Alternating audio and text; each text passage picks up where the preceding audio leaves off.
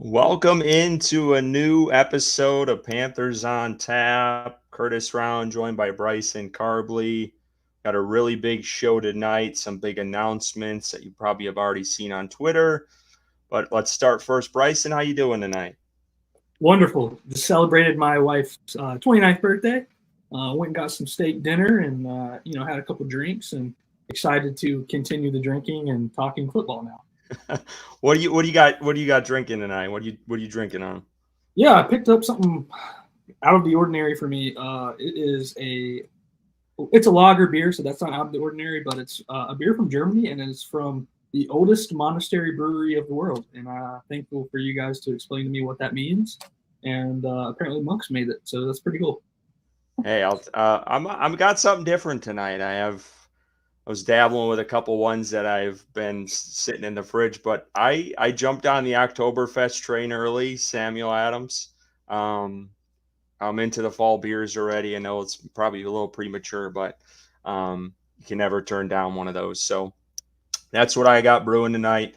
But we got a lot to talk about. A pretty big panel for you guys tonight. And we also, had a big announcement today. We've been trying to build that up the last week. But we no longer are a two-man crew here. We've upgraded, and we announced this morning that the Ricky Raines from the Bow Body Show is joining our podcast full-time, which is very exciting news. And before we bring him in, just want to say I think it was January, Bryson had texted me and he had said, and I don't even know if Ricky knows this, but he's like, "Hey man, what do you think about Ricky joining the pod and trying to get his crew over here?" And I was like, "Funny you say that. Ricky, I learned from on Twitter Spaces. Yeah. I just heard him talking. Always on there. Guy's got a hell of a voice and has some really great insight and perspective, and is very level-headed." With that perspective about the Panthers. And I enjoyed that just from afar, just listen. I never chimed in on space, but so when Bryson said, I'm like, dude, it's crazy you say that, because I thought I was kind of thinking the same thing. We didn't jump on it then because I know Ricky had just started something with the Bow Body Show initially. I think it was in January. And then we kind of just watched it from afar. And then, Bryson reached back out and we kind of revisited within the last couple of weeks, and we shot our shot, and here we are. So I just want to introduce him, Ricky Raines, to the show, and it's just a pleasure to have you, Ricky.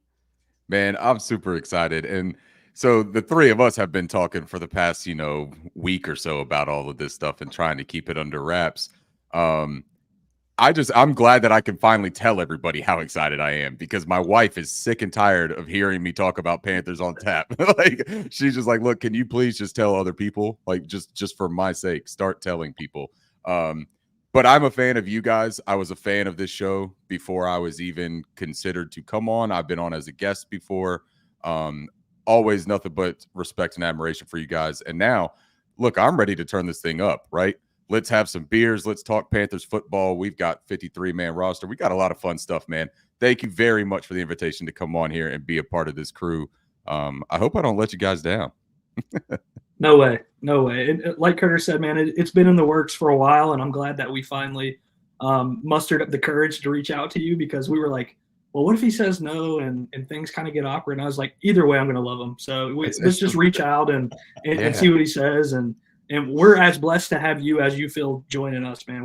We're excited for the journey to move forward and the content we're going to create together. And we're just freaking excited, dude. Absolutely, man. Match made in heaven. Appreciate you guys. Ricky, you drinking anything tonight? I am. So I'll preface it by saying I'm starting out right now, and I'm not going to tell you what the details are about this one, but it's some sort of like cold brew coffee ale, because I was getting really tired. So I've tried to like juice myself up. But I did hand pick a beer for tonight for this exact live stream, and it is from the Abomination Brewing Company. I believe they're in North Haven, Connecticut. But the name of it is why, and it's a triple IPA. So for the three of us, it's a triple IPA, big fella. But it's called, and hey, fuck 2023 too. I figured that's absolutely perfect for us rolling out the 2024 53, talking about it in the predictions. So that's what I got on tap tonight. We got to step up our drinking game there, Bryson, our beer selection. Well, we want to bring on the other cast tonight because we got a good one. We've had a lot of these guys on several times throughout, so we had to bring them back. We had them on last year around this time, and we'll get things going here. We got Edgar, Salmingo, JJ Hardy, and Kevin Avery from the four-man rush. Guys, it's good to see all of you tonight. How are we all doing? Good. Thanks for having us. Appreciate Kevin, how the you invite. Doing good, man. All right, well, let's get started, guys, because we have a lot to talk about. And I feel like this is going to be a long episode. It might not be the PNP 13-hour marathon, but we'll try to get a quarter of the way there. We'll see what happens. Well, let's jump into it and let's talk about this 53-man roster that has been set. And there's been a lot of moving parts really in the past 24 hours. Some disappointment. Some people are pumped, and we'll get your guys' opinion on it. But I kind of want to start with the offense and just, get your guys' overall observations about it. So we'll start there. Made this fancy graphic, so hopefully this works out. You might need a magnifying glass to see it. But the guy in yellow, that is a waiver claim. And you'll see that in some of the other graphics. But I guess we'll start with let's start with Ricky. And, just give me one surprise on the offensive side. Just one, because I know we got a lot of people talk, but one surprise that, kind of jumped out to you about the offensive side of the 53? I suppose the tight ends keeping 3 surprised me. I did have them keeping 6 wide receivers and they ended up keeping 5, but I understand that logic with that. The 3 tight ends though was interesting because that Dave Canales has a lot of interest in running 12 personnel a lot more than what Panthers fans have gotten accustomed to the past few years. And I also just thought that Jordan Matthews really put together a nice summer. Like I thought that his work ethic and what he actually did offer on the field, as well as his invaluable leadership and veteran presence off the field in the locker room for a very young football team, I thought that there was a chance to really send a message by giving him the initial 53. I'm glad that he agreed to come back and sign on the practice squad, that he did not sign elsewhere as a vested, veteran. He didn't have to go through the entire process. So that, I guess that would probably be my initial surprise, was that they kept them and that Ian Thomas survived yet again. If they were only going to carry 3, I thought Ian might get cut, but he once again perseveres, man. The guy's like a nuclear bomb shelter. Yeah, I put number 80. I'm not putting his name up there. That's some shade. I noticed that. Yeah, that's like some JJ Hardy-esque. Yeah, I'm channeling JJ Hardy here with that guy. JJ, what about you? Surprises? Anything to chime in on what Ricky said about the tight ends? Just surprises overall on offense with this 53? Actually, I'm not surprised at all. I was expecting Ian Thomas to make it. I just didn't want him to make it, but I get it, contractually. The fact that he probably is the best run blocker if we decide to go heavy and have to get a hard yard. So I do get the logic. I was hoping that Matthews would be preferred over him. It would make the roster. But I'm not surprised. Blackshear, was a name that I saw and I had some concerns about because he wasn't playing, he wasn't practicing. They were saying that he has issues. And so I was pleasantly surprised to see that he stuck around. And so we do have a kick returner. I'm excited to see what he can do in that role. I hope that he's healthy and ready to play versus the Saints. But otherwise, I look across the names here, and it's pretty much as expected based on, contracts and everything like that. You're not shocked by the 5 wide receivers? We went from 7 yesterday on the initial to 5. I know Tampa Bay carried 5 last year. I remember I mentioned that a couple of weeks ago, but no surprises. And we can tailor this maybe to Edgar. Are you shocked at all by the 5 wide receivers in that room? Canales said this was Well, I think he said it was the deepest group in training camp or after training camp. Just any surprise at all with that wide receiver room? Not like totally surprised. I think that, like I was mentioning it on Twitter, like they're doing some roster gymnastics here. And so when I saw like they're holding 7, they have like a surplus of defensive linemen. Like it's like a cheat code almost, where you could wait till all the other teams finalize their rosters, then cut your guys. No one's going to claim them now because they've already, like, teams already finalized. These are our guys. This is our squad. We're picked up some waivers already. It's very hard for a team to just say, okay, now we're gonna jettison it because a random undrafted free agent is now available. So I think it was a very smart move by the Panthers to kind of keep these guys, hold them for a little bit, and then cut them afterward after waiver claim day, because not a lot of teams are going to be willing to like really upset their team after they just finalized it. So I'm not so surprised. One thing that I am interested, just to echo some of the sentiments that were made already at tight end. I mean, I'm not surprised about Ian Thomas. Sorry, I said his name, but he has a heavy contract. It's either you pay him $3 million to go home. I mean, he either takes up $3 million on your salary cap and he goes home, or you might as well keep it. And I think he provides enough utility that you're like, might as well, if we're going to keep him on the salary books, might as well use him. But I'm surprised they haven't done anything else, because like we went through so many acquisitions today, so many practice squad acquisitions, and they still haven't done anything. I know we got Jordan Matthews, but I thought they'd do something about, maybe a high upside guy that's a traitsy, but they haven't done anything with the tight ends. That's the biggest surprise for me. Before we Kevin. get to the next person, go I ahead. want to warn. I want to warn everybody that we've said his name twice. So one more time, and it's Candyman Beetlejuice area here. So just letting everyone know that's 2. Kev, I know you're all about the offensive linemen, the big dudes up front. What do you think of this group compared to last year? And you need to turn down that TV set too. But go ahead. All right, give me 1 second. I'm just giving you shit. But no, while he does that, I just kind of wanted to chime in with the running back room. I'm a little surprised by Blackshear. I was kind of hoping Boone was going to make the roster. And there's just been this like disappearance with Blackshear. He hasn't practiced much, and when he hasn't gotten a lot of opportunity in the backfield. They clearly value him as a returner, but when you saw the offenses go out there first, second, third, I mean, he was never in there. It was always Boone, Sanders, and Chuba for most part, and even Sheridan too. So maybe they just knew what they had in him and they just were set on that. But I was a little surprised that he did make the cut. Maybe I'm going out there a little bit on that, but that was just one that came to mind. And one tiny bit of perspective with that, because I was thinking the same thing, Curtis, but today I went back through my little notebook full of scribbles from the days that I was at camp. And the very early days, I had a lot of, every time that Blackshear got the ball, whether it was on a little swing pass out of the backfield or whether it was a run, when he was active, he was the most dynamic and he was a home run hitter. Like he got loose a lot at the early portion of camp. So it's possible that they liked what they saw. And I also had it written on there that he was fielding punts as well as kick returns. So like I think that they did really get a good look at him before he had whatever injury or situation that was causing him to take some time off. And I think Dan Morgan's pretty high on him. That's just my perspective from what I've seen and what Dan has said in the past. And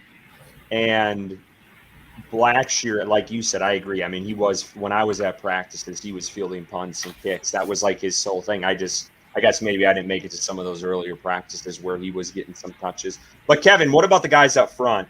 What do you think of this group compared to last year? Are you confident in them? What do you think of Icky?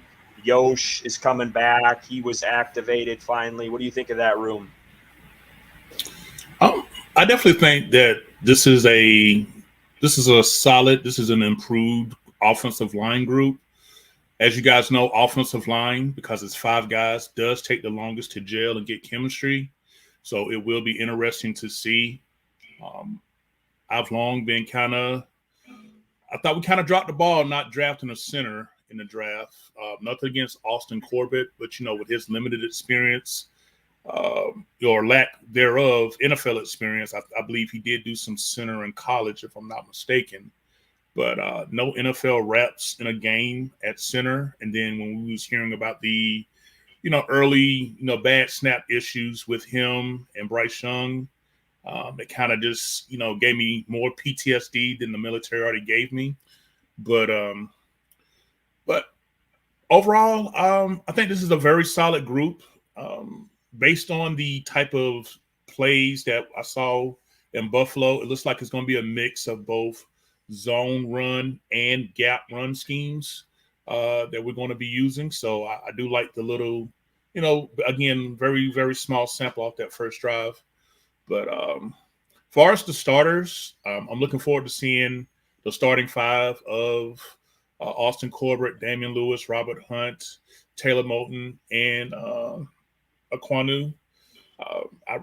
Depth-wise, I think we're pretty solid there. It's not as spookish as it has looked as it did last year. I'm high on Nijman. I think that was one of my favorite all-season pickups.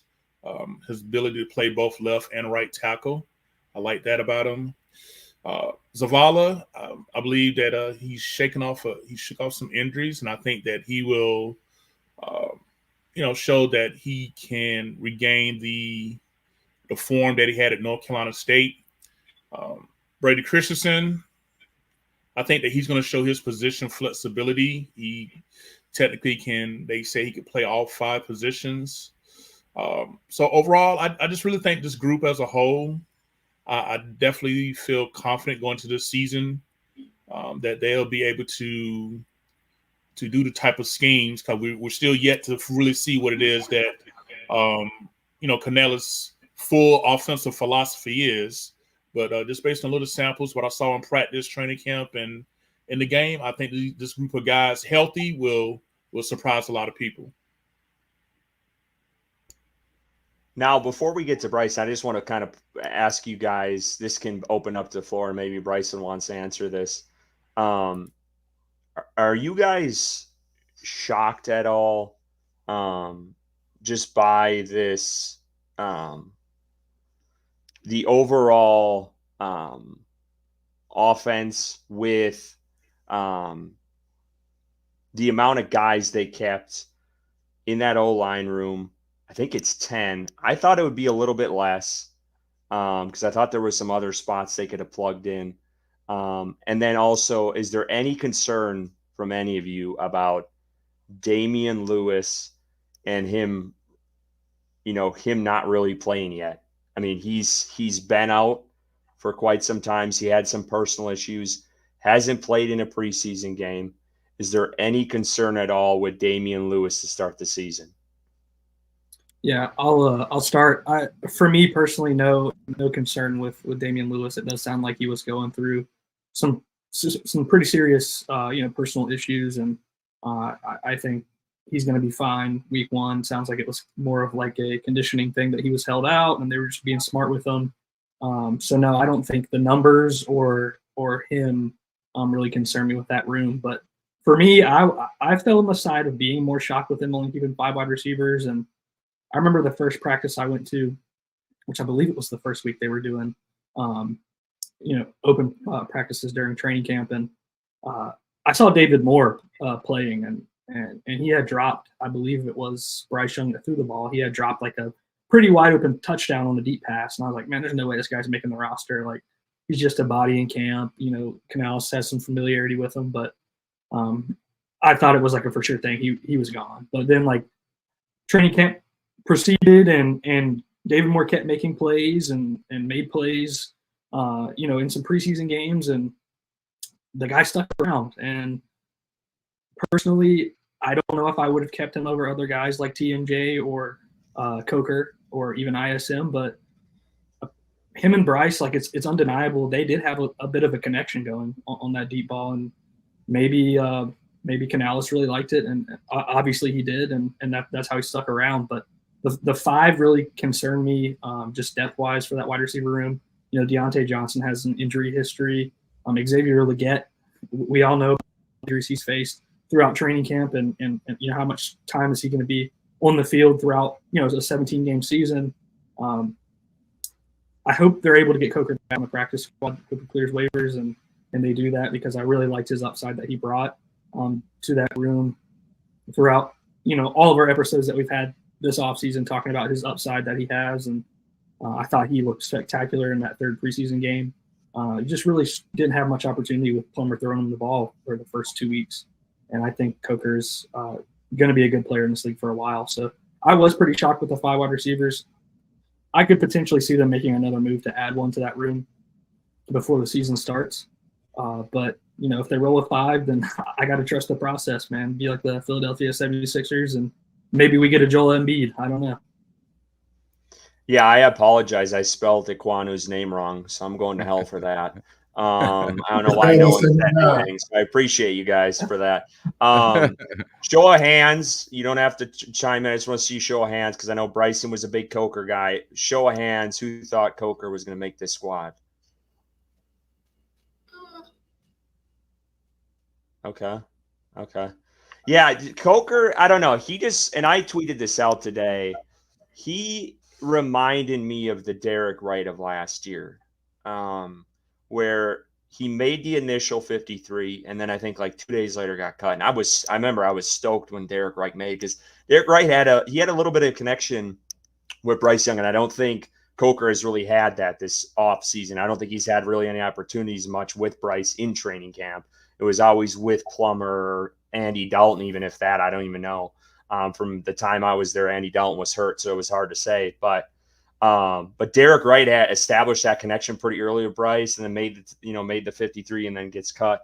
You did obviously see the splash play that Coker had, but I kind of agree with. I don't think he got enough opportunity, and then when he did, it was Plummer throw him the ball when Plummer was struggling early on in camp, and he kind of showed out in that last game. So it just seemed like the writing was on the wall. The guy, it was a long shot for this guy to actually like physically be on the team to start or in week 1. But I'll just kind of open it up to the room, just wide receiver wise. Do you guys think they stick with 5, or do you think they bring in someone here in the next week and a half or so? I think they bring in someone. I look at the roster as it currently is, and looking at the depth chart, and given that we just the day removed from cut down day, I think everything is still fluid, and we can still add a couple of new names before the weekend. And so I'm just being patient right now to see how it all forms up. But I wouldn't be surprised if we add another receiver, cut another guy. We got 4 corners today, so they probably won't keep all those guys, And so I think right now it's just about who you can find, being patient to see who might get cut, tomorrow, or who might be available with a late round trade. So I feel different about it if it's the same way entering week 1 against the Saints. But right now, I'm not tripping about it. Ricky, I'll let you answer that question too, but I also want to pose this to you as well. So you got a 2 here, but DH posts in the comments, what is your opinion of Lee Gatt from what you've seen so far? Is he a great athlete that needs more work in route running? So you can kind of tail off of whatever JJ said, and then you want to answer DH here. So I'll start with my feelings on the 5 wide receivers, and real quickly with Damian Lewis. I'm less concerned about him than I would be with any other lineman missing the amount of time that he did because of his familiarity with Canales in the system, right? That's fair. So that I think is a really big benefit for him. He doesn't have to learn the verbiage and things of that nature, which can be a tedious thing. The communication and gelling will still have to happen, like Kev alluded to. Like that is going to be a work in progress for the beginning of the season, I think. But for the 5 wide receivers, so here's my thought on it. And I had a couple conversations today on Twitter and tried to kind of put my perspectives out there as well. You've got Jonathan Mingo and Xavier Legette, who Jonathan Mingo was your 2nd round pick last year. I understand that's not Canales' pick, and it's not necessarily Dan Morgan's, but Dan was in that room. So Dan knows what the situation is. He knows what they allocated and invested in Jonathan Mingo. They like him, and he's shown progress, right? Like he has looked very good so far this offseason, or at least very good in comparison to what he looked like last year. Xavier Legette was the 1st round pick. There's a serious investment there. Those are the guys that they're developing right now. And they're also going to be able to develop them in season, getting playing time but in appropriate ways. They're not your number 1 and number 2 receivers. You brought in Deontay Johnson, who's your number 1 receiver, right? That's your main target for Bryce Young, and he offers a skill set that Bryce has never played with in the NFL. Adam Thielen is still, no matter how old Adam Thielen is, right?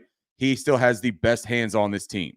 That's just a fact. He is the most reliable pass catcher on this team. David Moore being the 5th, if they're only going to keep 5, the reason that David Moore makes so much sense is because of his versatility. Inside out versatility.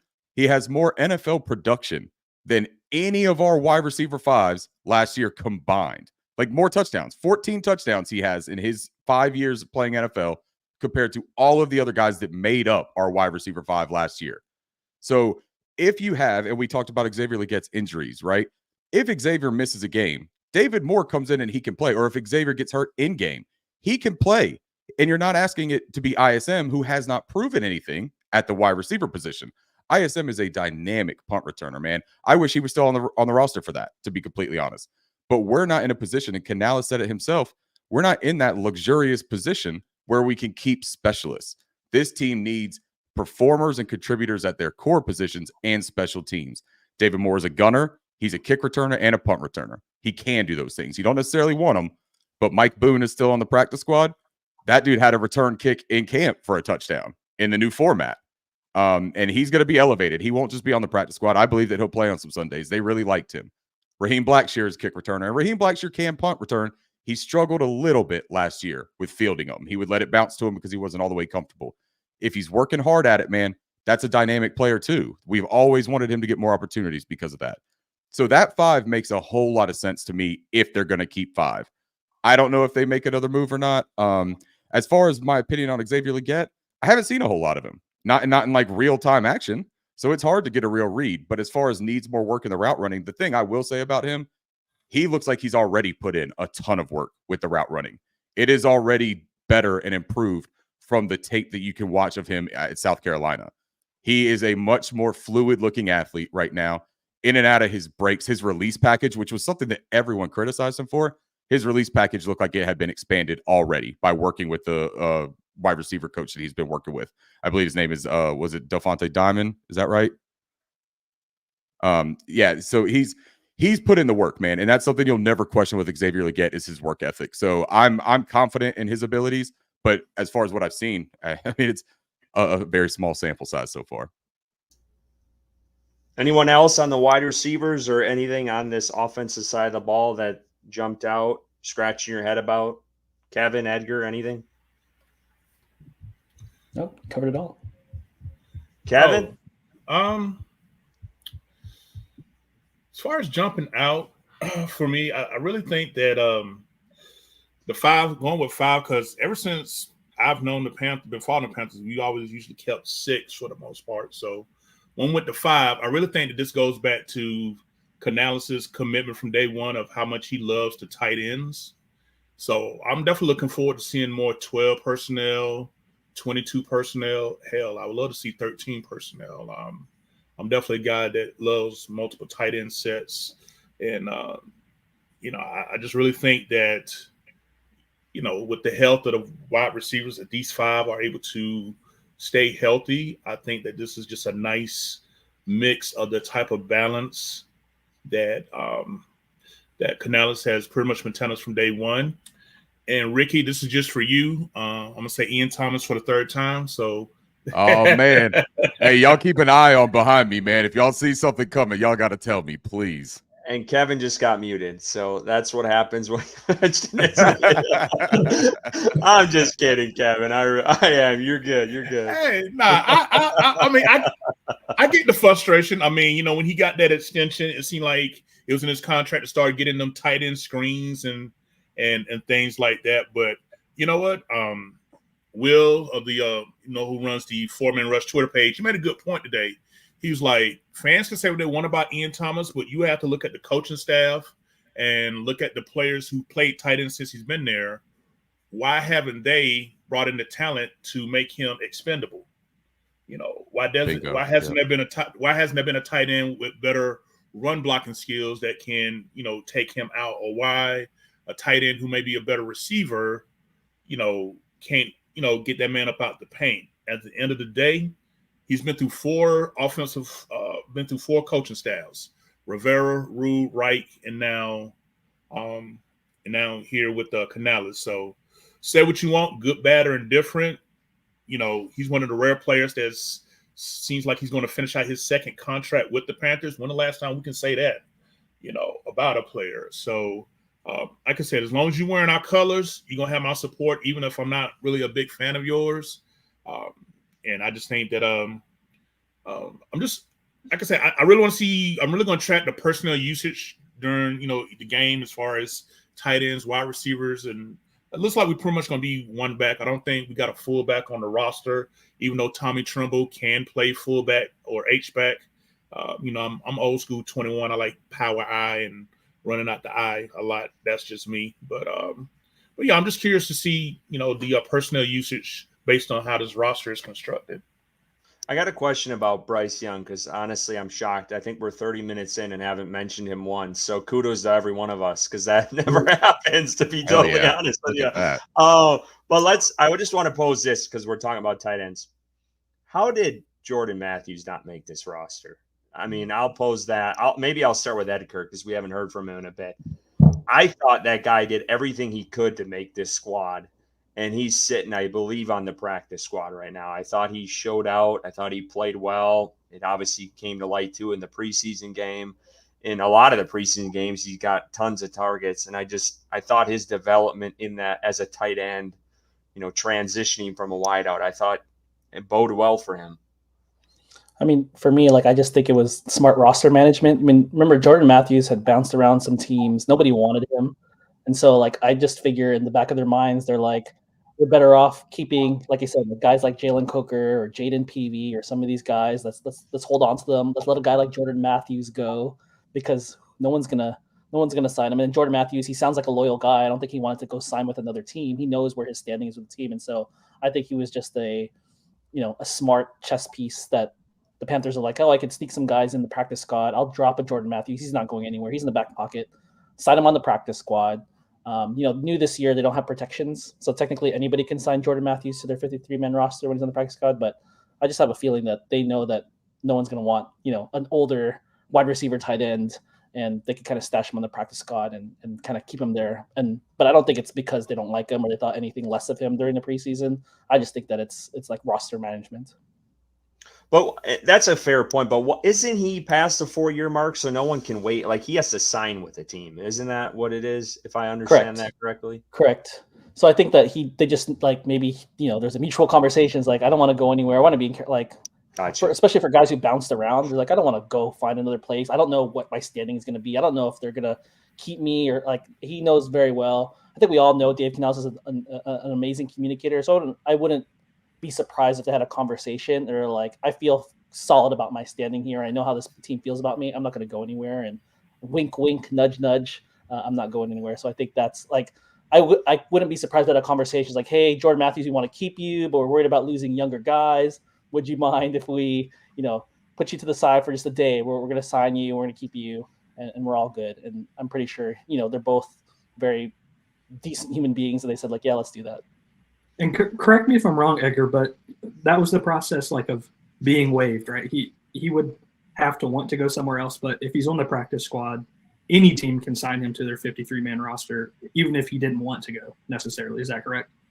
So after you're a vested veteran, so I believe it's after 4 years, you have to be released, and then players can decide where they want to go. If you're under 4 years vested, then you could be claimed by a team and you have no shot. So Jordan Matthews, I think, has been around for a while. And so he could have the decision to go wherever he wanted to go. He couldn't be claimed by somebody. So he's basically a free agent. Okay. And I just want to, get in. Go ahead. I was just going to say real quick, I think it's a nice insurance policy because both Tommy Tremble and Ian Thomas have been, battling injuries throughout training camp. And I can see Matthews actually possibly good probability more than not that he'll be called up and active in some games because I think Tommy's still battling that hamstring. And if I'm not mistaken, Ian Thomas, I think is it a calf that he's been dealing with? Next one, you're getting kicked. Just kidding. But yeah, that's the mystery. I mean, Dave said it today. I think Alex from the Charlotte Observer was the one that asked it, what is going on with 80? And Canales said, I don't want to touch injury, talk about injuries until, closer to the season. I think they're playing it close to the chest, but it's oddly weird that you're trying to hide that for a guy that, in my opinion, hasn't had much contribution to this team. But, but you know what, though, man? And I see Jeremy's comment here, too, in the chat of Kev's the only fan that'll take 80's side. Look, I'm not taking 80's side here, but to say that he's valueless, I think is incorrect, especially when you look at the new kickoff format. You need a guy that can move, that could get in space, and that is also an efficient blocker. I think that he could serve a real purpose on the kickoff team or on the kick return team. I think that they're going to be able to do some things with that. I think that, again, balance of that room. Jatavian Sanders is a really good pass catcher, and he's a big-time work in progress on the blocking. He looks better than he did. But if Jordan Matthews is going to come in and get some playing time, Jordan Matthews is a slight dude for a tight end. He's not a terrific blocker. So, I mean, you got to have some balance there. So, I'll stand with Kev on that. There's value there for 80. JJ, don't hate me forever for that. Curtis, please let me stay on the show. Yeah, I mean, just think about it. I honestly think that 80 has hired Ricky and Kev to be his little minions out here. I mean, look, man, times are rough. I'm going to take whatever money I can get. Hey, look, if we need 2 yards and we're running off tackle, which tight end do you want trying to seal that block on the end? When you look at it, I mean, Jatavian Sanders, I admit his blocking was better once I got to training camp and saw it in person than I was anticipating here for you. And like I said, with Tommy, been battling an injury. Obviously, I think he would challenge Ian Thomas as the best run blocker. But you got best abilities, availability. But we've excuse my language, we sucked ass in short yardage conversion on run plays. And if I need to get 1 or 2 yards, and I know I'm gonna need to run the ball, I want Ian Thomas out there, point blank. Period. But I also look at it this way: is what has he done? Like, what is his blocking done for us these last couple of years? It hasn't, mounted anything. So, like, you can throw the blocking out there as much as you want. And yeah, is he a decent, or is he a solid blocking tight end? Yeah. But has that done anything for this offense? Not jack shit. I mean, we were 2-15 last year. So, and the year before 5-10, 5-11. So, like, what is that gotten us? That's the way I look at it. Like, give me some fresh blood. Give me some of these other guys. Give me some pass catchers, and we'll try to figure out. We'll sort out the blocking some other way. Let's try something different, because the old shit ain't working, and that's just the way I look at it. If you remember, Tommy Trumbull said the first 2 years he was there with Matt Rule, the tight ends didn't even do anything really. So, I mean, I get people thinking I'm a fan. I'm just pointing out facts. It's been pointed out. The 2 years Rule was here, they didn't do much with tight ends. And last year, was obviously 2-15. I just feel like everybody should get a fresh start. I mean, whether you like them or not, I feel like Ian Thomas was like Curtis's former neighbor, and he didn't cut his grass and made Curtis's house look bad. Yeah. Like he's just holding the grudge or something. I mean, I get the frustration where he's coming from. I think a lot of Curtis's frustrations come from them still trying to involve Ian Thomas on the offense, to be Ian Thomas screens. A pass catcher. Yes. Yeah, a pass catcher. Yes. And I think if he was just solely in there for blocking purposes on those short yardage situations that you were talking about, Kev, maybe Curtis's frustrations wouldn't be as bad. But hopefully with this coaching staff, they're going to use the guys like Trimble and Jatavian Sanders or Matthews if he gets elevated moving forward. I hope to not see an Ian Thomas screen again. I think you have much better options in that room, a room that's not great overall, but I think a room that's going to show some growth this year. So I think, there's a little give and take, and maybe Curtis has a little bit backstory with Ian Thomas that he's not telling us, but yeah, I think I'm like right in the middle. I thought Ian Thomas was going to make the roster. I had him on here in our 53 predictions last week, just because of that aspect of his blocking ability. And he's like a cockroach that won't go away, man. He just won't die. He won't just get off this roster. He's here, and he's going to be here to stay for at least another year. And I'll just go a step further, and JJ, you can jump in because we haven't heard from you in a bit. And Bryson knows this. I'm not a big fan of his tight end room in general. I mean, I just want Jatavian Sanders. Give this guy a shot. Jatavian Sanders. I think he's got he's got some value, and I just have never been a big fan of Tommy Tremble. I've been hearing for years this tight end room is going to take off. It's going to take off. It's going to take off, and it hasn't. And you can blame the coaches and whatever else, but this room hasn't taken off yet, and it's frustrating as hell. Year after year after year, saying Tommy Tremble's going to break out the year. Ian Thomas is going to, he's a decent tight end, and it never happens. I just want fresh blood in this room. So I haven't been a big fan of this tight end room these last couple of years, including Tremble, and I might be on the outside on that. But JJ, what were you going to say? Along the same lines, I mean, Ian Thomas was drafted in 2018, I believe, right? And, he was brought in to be tight end 2 to Greg Olsen, who was on the back end of his career. And I think the frustration I have with Ian Thomas is that Greg Olsen's last year was 2019. Ian Thomas effectively moved to tight end 1 in 2020. We had Manhurts at the time. And if you all remember correctly, Ian Thomas didn't even beat out Manhurts outright in 2020. They listed Manhurts as tight end 1 or something to that effect. And I remember at the time thinking like, okay, like this Ian Thomas guy is never going to seize the moment. And then if you fast forward beyond 2020 into 2021, Manhurts is gone. I think, is that the year they brought in? I can't even remember, man. But that's the problem though. It's the fact that I can't remember anything happening from the tight end position since Ian Thomas has effectively been the tight end number 1. They've tried. They brought in Dan Arnold, I believe, in 2022.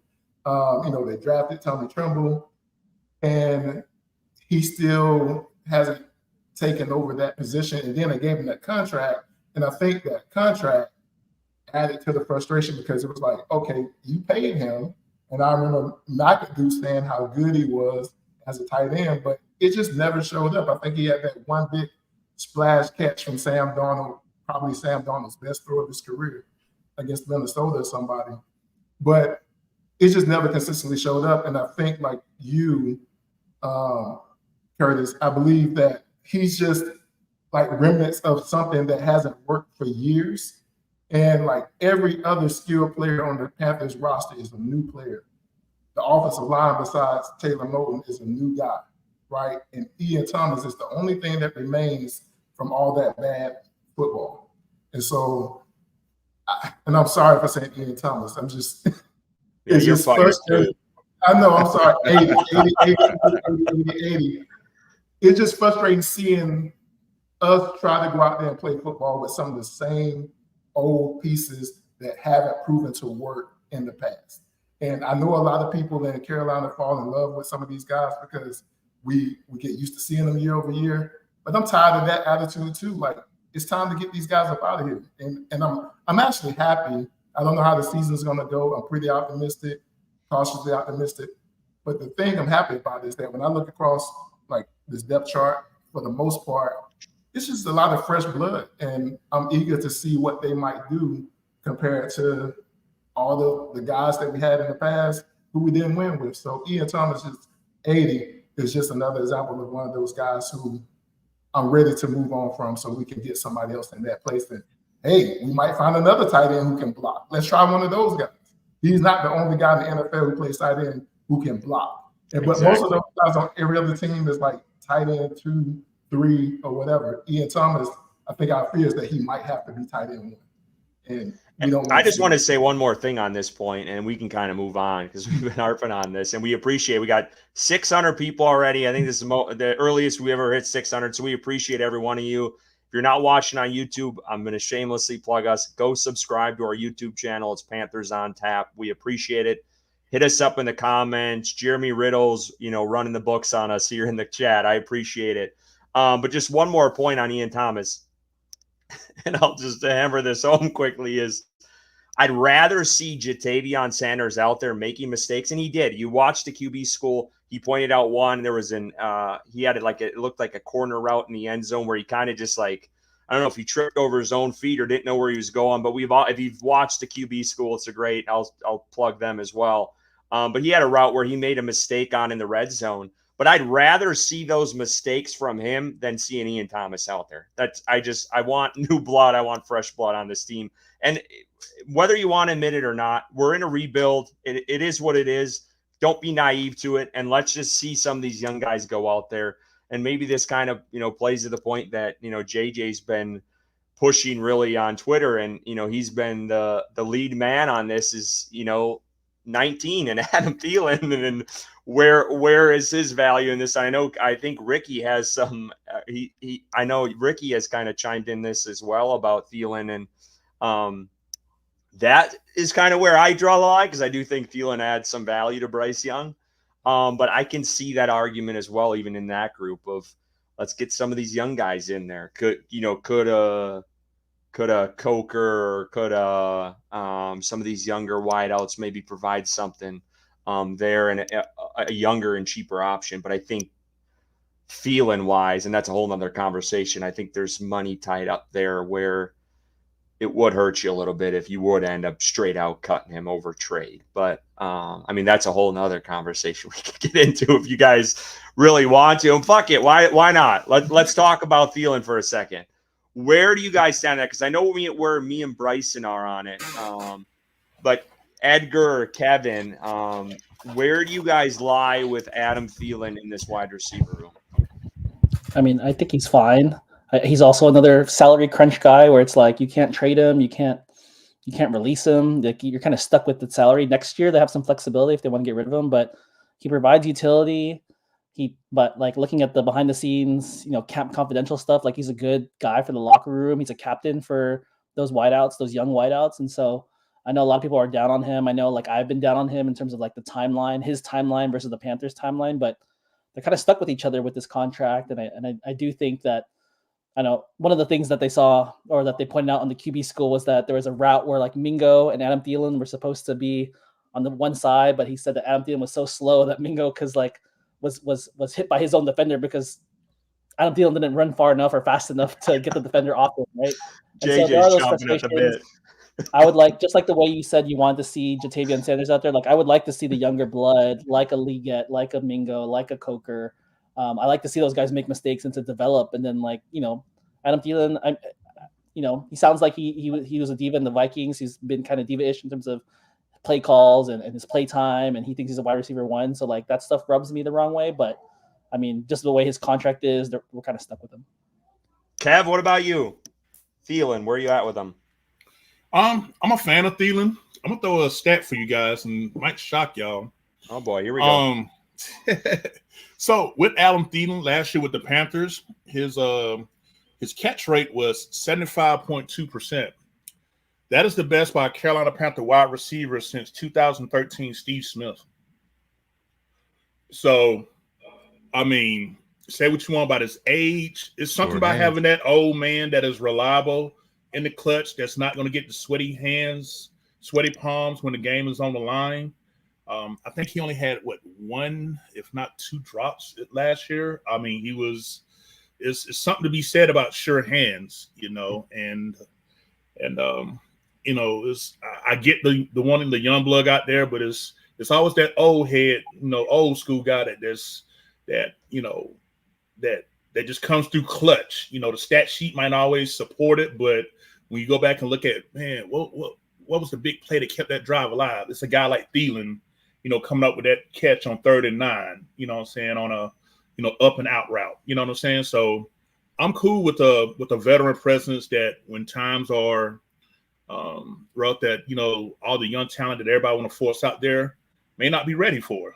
You look at Liget, that game, he was just nervous out there against Buffalo, his 2 targets. I seen him catch that in practice hundreds of times, similar looking routes, no problem whatsoever. So it's to be nervous. So for me, I just put value in, having a veterans, particularly in that particular room of Adam Thielen. Plus, I love his story, undrafted. This is his 4th contract. So I'm all for feel good stories, but and he's still productive. So best pass catch rate since Steve Smith Sr. Hey, I'll let the rest speak for itself. Look at JJ chomping over there. He's ready, man. JJ JJ's beside himself right now listening to people talk well We're about gonna let him Adam wait though. Thielen. Ricky, where do you stand with Yeah, the just Thielen real stuff? quickly, and I'll touch on the one point that Edgar was making and that you guys are making about Jatavion Sanders about like, hey man, I want to see the young guy get out there and like develop, and he's gonna make mistakes, but like I'd rather see him making mistakes than having to see Ian Thomas, right? And I'm gonna say his name because Curtis, you said it too yourself, so I'm not playing this 80 rule anymore. You already said his Did name I say tonight it? too. You did, man. You messed You up. sure did. Check the tape. Man, Yeah, I run dropped that the tape, ball. buddy. I dropped the ball. But look, so here's what I'll say about that though. I agree with the Jatavion Sanders, let him get out there and make some mistakes because he's playing a different position that we've ever had in recent history that offers something different than what we've had out there, right? And that's a position that I think could be beneficial to Bryce is to have an additional pass catcher out of that tight end position. But when you start saying, well, let's have Jalen Coker go out there too, and let's have Amir Smith-Marset, and let's why not? Let's have Terrace Marshall Jr. develop again. All of them are developing on Bryce Young's clock, and Bryce Young is still developing. So when you put out all of these young guys and say, well, just let them make the mistakes, those mistakes are costing Bryce Young as well. And I would prioritize Bryce Young's development over any other young player's development that doesn't have to be done simultaneously. So when you look at someone like Jalen Coker, look, I like the kid, man. I think that the practice squad is the absolute best place for him. I don't think that he needs to be playing NFL games right this second. I think that he does have developing to do. And I think that you do that on the practice squad. And then if you run into a situation and, you know, break glass in case of emergency, you call him up, you elevate him, right? You can make a corresponding move if you have to do that. If you got someone that's hurt, put them on the IR. If they've got an injury that's going to last 3 or 4 weeks, hit them with the short-term IR, right? There are ways to go about the roster management aspect of that, but I don't want to do a ton of developing of other young players at Bryce Young's expense. If they could do it together, like I think Jatavion Sanders can work in unison with Bryce Young and get better because he helps him right away. I don't know that Jalen Coker helps Bryce Young right now. I do think that Adam Thielen helps Bryce Young right now. I don't think that Adam Thielen is the answer after this year, and I wouldn't even be completely shocked if the usage for that wide receiver room looks a whole lot different come week 7, 8, 9 than it does at the very beginning of the season. Get things rolling. You've got some winnable games early on in this schedule, man. Get things rolling, get Bryce comfortable, get him some confidence, and let Jonathan Mingo and Xavier Legette get their feet on them, underneath themselves as well. And if they start kind of taking off and showing that they're ready, phase Adam Thielen out, man. Get him to the trade deadline and be like, hey, look, 49ers, I know you guys that were happy with TMJ. You want another Panther? We'll give him to you. Like, we'll just give him to you. I'm not even looking for a compensation. I'll give him to you, and you can take him. He's already wearing red hat, so he's perfect for over there. Like, just go on over and have a good time, you know? Shots fired. Well, JJ, you're like the cliffhanger guy on the Price is Right game. You're about to fall off the ledge, so I'm going to give it to you here. Where spill it for us on the Thielen. I know we all know your take, but for the folks that don't. But this is the thing about Adam Thielen. He is dependable, right? And I'm not taking anything away from Adam Thielen's game. He's been dependable ever since he got on the field in Minnesota. What was that, in 2014 with Teddy Bridgewater as a rookie? That's when he really got his start, as a full-time player. But that's been 10 years ago. And Adam Thielen is a great story, but at this point, it's about to be Old Testament, right? It's not the new and relevant thing. And for Bryce Young, I think what I'm looking at is we got Deontay Johnson, who is going to give Bryce Young a lot of what Thielen gave Bryce Young last year, but younger, quicker, a little bit more separation. So it kind of like takes away the need for Adam Thielen. We drafted a young tight end who can catch passes, find soft spots in the zone. I know he's a rookie, but to me, having a dependable tight end to do those things also takes some of the usage and some of the need of Adam Thielen away. Adam Thielen averaged 9.8 yards per catch last year, right? So he might have caught at the 75% rate or whatever it is, but they were really short passes, a lot of screen passes with Frank Wright. And then when Frank Wright was fired, you seen Adam Thielen's usage go down because he wasn't being force-fed the ball. So he did have a lot of production, but he wasn't dynamic. And I know QB School, JT O'Sullivan, he kind of ruined it for me last year in real time, because every time I watched one of those film reviews, it was always Adam Thielen not getting to his spot fast enough, running with flailing arms, trying to draw attention, so he could get the ball. And it became really annoying, compounded by the fact that Adam Thielen was let go by his hometown team. So the good story, the feel-good story, the Minnesota guy who got picked up by the kept signed undrafted by the Vikings, grew up in Minnesota, became a local legend. They were ready to move on from Adam Thielen last year for age, because of the fact he still wanted to be a guy. They had gotten Justin Jefferson.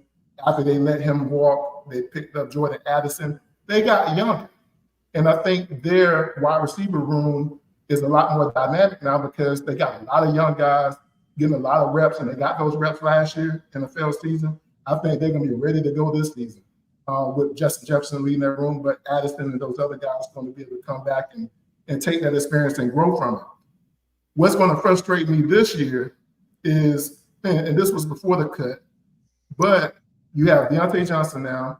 You have Jonathan Mingo, who has shown some growth. That last year was bad for him too. So I think this new offense, Canales and what he's doing, is going to get him more open, get him more opportunities to shine. And then we drafted Xavier Legette, who they were very high on for a real specific reason. And Ricky can remember the conversation around Xavier Legette even before the draft. They have a vision for him being that dynamic guy who can draw the attention of the defenses so they can do the things they want. We know it's Deontay Johnson right now. But in the future, I think that guy's supposed to be Xavier Legette. So personally, I'm going to be very frustrated when they run 3 receiver sets and I'm not getting enough Xavier Legette, because they have to put Adam Thielen out there because he's Mr. Reliable. He's 34 years old. We are a young team who is rebuilding, or building, however you want to phrase it. But even if Adam Thielen goes out there and helps Bryson his year development, you can't extend Adam Thielen next year. I think he has another year on his contract or whatnot, but I think from a contractual standpoint, it'd be time to move on. He'd be 35 years old before the season starts next year. And why would you want to have this young, dynamic, fast group of guys who all can't get on the field, because you're still trying to find reps and opportunities for 34 and next year 35-year-old Adam Thielen. So start weaning yourself from that now. Yeah. I was hopeful that we could get something of value in return for him rather than just outright cut him. But I still want to see the most dynamic playmakers on the field for the Panthers at all times. And again, with Deontay Johnson here, hopefully with JT Sanders becoming more comfortable being tight end number 1, I just think that intermediate space on the field just isn't as necessary as it was last year with Adam Thielen. So that's just my. Michael brought up an interesting point in the chat. He just put this out there. He said, this is like saying Cam didn't need Jericho Cotchery. Well, Jericho Cotchery was at the tail end of his career. Yeah. But Cam, look what Cam was at when he got Jericho Cotchery. Yeah. I mean, he was at the height of. He was at the height of his powers. Yeah. Mm-hmm. I think that JJ brought up a good thing, and this is what I was talking about, though, with the look at the usage that happens later, the deployment that happens later in the season, though. You talk about the 3-man set. I think that the ideal 3-man set come like week 8, week 9 is Deontay, Jonathan Mingo as your slot, because that's his best natural alignment, and then Xavier Legette. And I think that what's happening right now, though, and why I'm comfortable with Adam Thielen and why I think he's very beneficial is because I don't think Xavier Legette is ready to play right now a major role. I think the off-season time that he missed was absolutely detrimental to him really getting like the feel for it, right? Because we saw Jonathan Mingo last year as a rookie, his spatial feel just for the game, where to be on the field, when to sit down, all of that, it needed a lot of work, man. And he just didn't get that time allowed to him to build that work in before he was judged incredibly harshly for it on the field. And it mattered very, very much to Bryce Young and the entire offense. So I think that if Adam Thielen can hold over for 6 weeks and give Bryce that consistency, give him a good target along with Deontay Johnson, right? I just think that makes sense. But I am with you 100% on Thielen doesn't have a long extended career outlook here. Like let him get this year if you want to go all the way through. But I would even look at shopping him at the deadline if things are going the way that you want them to go, right? Like I think that that's a feasible way. But I do like giving Xavier Legette a little bit of time to acclimate before throwing him in and saying we need you to be a 2 or a 3. So then there's two guys. Hold on, there's two guys while Ricky's on this point that I think offensively you consider trading at the deadline to a team that needs it, and that's Thielen and Miles Sanders, especially with Jonathan Brooks coming back. I think there's some value there. I know there's the contract situation that's the where thing. Sanders puts you in a bind a little bit, but I think at that point, I think Carolina is going to have a pretty big cap space next year where they can maybe make some wiggle room there with that hit. But I want to get Bryson in here on the conversation too about Thielen. Where do you stand with him on this roster? Yeah, I lean more towards the thinking of, this is the only wide receiver in this wide receiver room that has proven that he has this rapport with Bryce Young.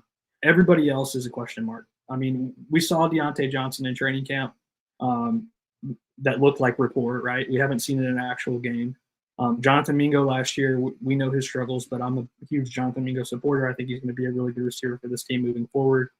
I did not give up hope last year, and I think that it's going to pay off moving forward. Adam Thielen, like everybody mentioned, is a very reliable target. He specializes in finding that soft spot in the zone. I think he is elite at doing that, and that makes up for some of his lack in speed. We saw it if you watch that QB school, that route he ran, I believe it was in the red zone. Pass that he had caught was supposed to be like an out route towards the sideline, and he just cut it off short and sat right in the zone. That's when Bryce Young hit him, and he was rolling outside the pocket. So I think that they have a developed rapport, and it's so evident. And I think moving on from the only receiver right now that has that with him, without a doubt, proven. I don't think it'd be smart. And I like Ricky's, point that he brings up is week 1 through 7, it's going to be Adam Thielen probably, and hopefully by then Xavier Legette is ready and he takes that step forward and pushes Adam Thielen out. But I think right now, moving on from him, trading him to whatever team or just outright cutting him would be doing a disservice to Bryce Young. And I want to ask him on week 3, right? Oh, sorry, I didn't mean to jump in there, Curtis. No, sorry. You're good. I'm cool with it being not week 7. If Jonathan Mingo and Xavier Legette show they're ready, cool, man. Yeah. Let's run those 3-man sets week 2 and week 3. Like, there's no rules about it, but I do like being able to see before just throwing them into the fire. I want to stick with the offense, and then we'll try to transition here to the defense. We're an hour in already. Which is awesome because, again, we haven't talked much about Bryce Young, which rarely happens when you have some of these shows. But I know Ricky kind of said he doesn't feel, and I would agree with him on Legette, him being ready. Kevin, where are you at with Legette? Because someone asked it before, and I don't know if we entirely answered the question of Xavier Legette and where you see him. Are you confident in this pick? I know it's early, guys, and played snaps yet. But where are you at with him and his development? With Xavier Legette, I like to gradually work him into the offense. I want him to definitely, all this talk about Thielen.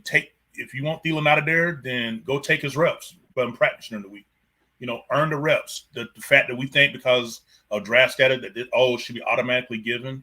Nah, give me the ones that's going to produce because I get the long-term plan, develop young talent, but we're starving for wins. Give me the players on the field that's going to make sure we ensure wins. But back to Xavier Legette, I'm all for bringing him along. Maybe the first game, 15, 20 snaps. Just so he can get his NFL cherry pop per se, and then see how he responds from there. I'm not all for putting him out there week 1 and, like you said, having him being, the starter because he's the first round pick. I'm for gradually bringing him along because we're in a position where he's not forced to be the guy right now, even though we like to think that he has the talent and the skill set to eventually be the guy. So I think gradually bringing Xavier Legette along, increasing his workload week by week as he get acclimated, as he's seeing how teams play him, respond to him. I just like to I just rather go that approach with it. But I'm happy with the pick. He was the guy that I wanted from day one at that pick outside of a lineman. So yeah, I'm good with him. I mean, I don't even want to take this approach, but hell, fuck, I'll go down the road. I have a tad bit concern with Leggett. I'm not going to sugarcoat it. And I know it's early on, but the injuries, the slow development. I mean, the Panthers traded up for this guy at the end of the first round. So I expect big things out of him in year one. And I get it. You know, that wide receiver position can be tough to learn. And, you know, we've seen the struggles of Mingo. But when you see guys behind him, you know, performing well in preseason, it makes you a little bit hesitant. You're like, God damn, I hope we get this out of him. And again, it's early. I get that. But there's just this slight hesitancy out of me. But kind of like last year with Mingo, you saw guys like Tank Dell and some of these other guys behind him showing off, and, you know, Puka Nakua and all these other dudes, you know, late rounds. And we're sitting here with Jonathan Mingo. And, you know, I would say, you know, for his draft position, it was at the time just didn't pan out. And I get it. He's looked decent in training camp, but there's just this tad bit of concern, like the Keon Colemans of the world and some of these other guys that were picked. I won't even mention the guy that I like, Ricky. I'll even save that. But you can say Jalen Polk on this show. It's okay. There's just a tad bit of concern, like, man, it's going to take him a bit to get going, because you saw how long it took Mingo to even get a rapport with Bryce Young last year, and he didn't miss any training camp or preseason. And Leggett has missed the mini camp. He's missed a ton of training camp, and you saw the drop again in preseason. The guy's got the physical traits. His potential is through the roof. But, you know, sometime, I mean, that's got to show up on the field on Sunday. So there is a tad bit. I'm going to say tad bit, because I don't want people freaking out like, you're already giving up on him. I'm not. I'm just saying there's a slight concern there for me that this guy, he needs to start ramping up a little bit more. And I get it, the injuries and stuff, but there's a little bit of concern there. Can I put a point out there about Go the ahead. development? If you remember the nerves week one of the preseason, do you know who looked really nervous? Jatavian Sanders and Trevin Wallace both had pretty rough week one games in the preseason.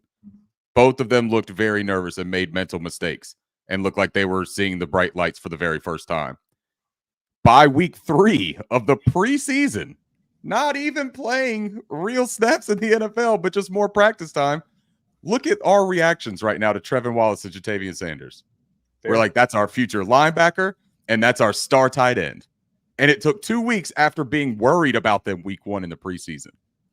Xavier Leggett, I'm just going to say it, man. This dude is an incredible athlete. He offers something we have not had in that wide receiver room, and his work ethic is undeniable. Those are what you want from a wide receiver, in my opinion. Like, if I was going to sit there and say, I'm not going to give you like measurables, height, weight. If I'm going to give you just traits that I would want to build off, give me incredible athleticism and give me a guy that's going to work his ass off to prove that athleticism can translate onto the field. So I feel pretty good about it, and I'm not going to worry because he looked nervous in his very first NFL game. You know what I'm saying?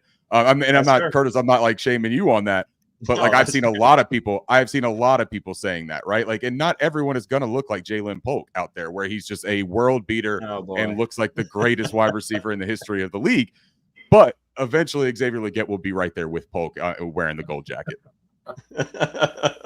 You mispronounced Adonai Mitchell's name, but this is gonna be fun, man. I like this. It is. Buckle up, because I think I'm starting to gain a little weight, maybe a large in that Adonai Mitchell jersey. We'll see. But let's go to the defense. Let's transition here and talk about this lineup. So here it is again. The guys in yellow. Our waiver claims that they made, you can clearly see 3 in that cornerback room. And just to kind of tease ahead, stick around because we got predictions coming up. We did this last year, and all of us looked foolish. I'm not going to lie. It was bad. I mean, Frank Reich and company made us look like fools last year with our predictions. And Bryce Young and, you know, some of these players, they all deserve blame, all to go around. David Tepper too. Fuck that guy. But let's talk about defensive depth chart. Let's get back to it. What are your guys' thoughts on this? We'll start with Edgar.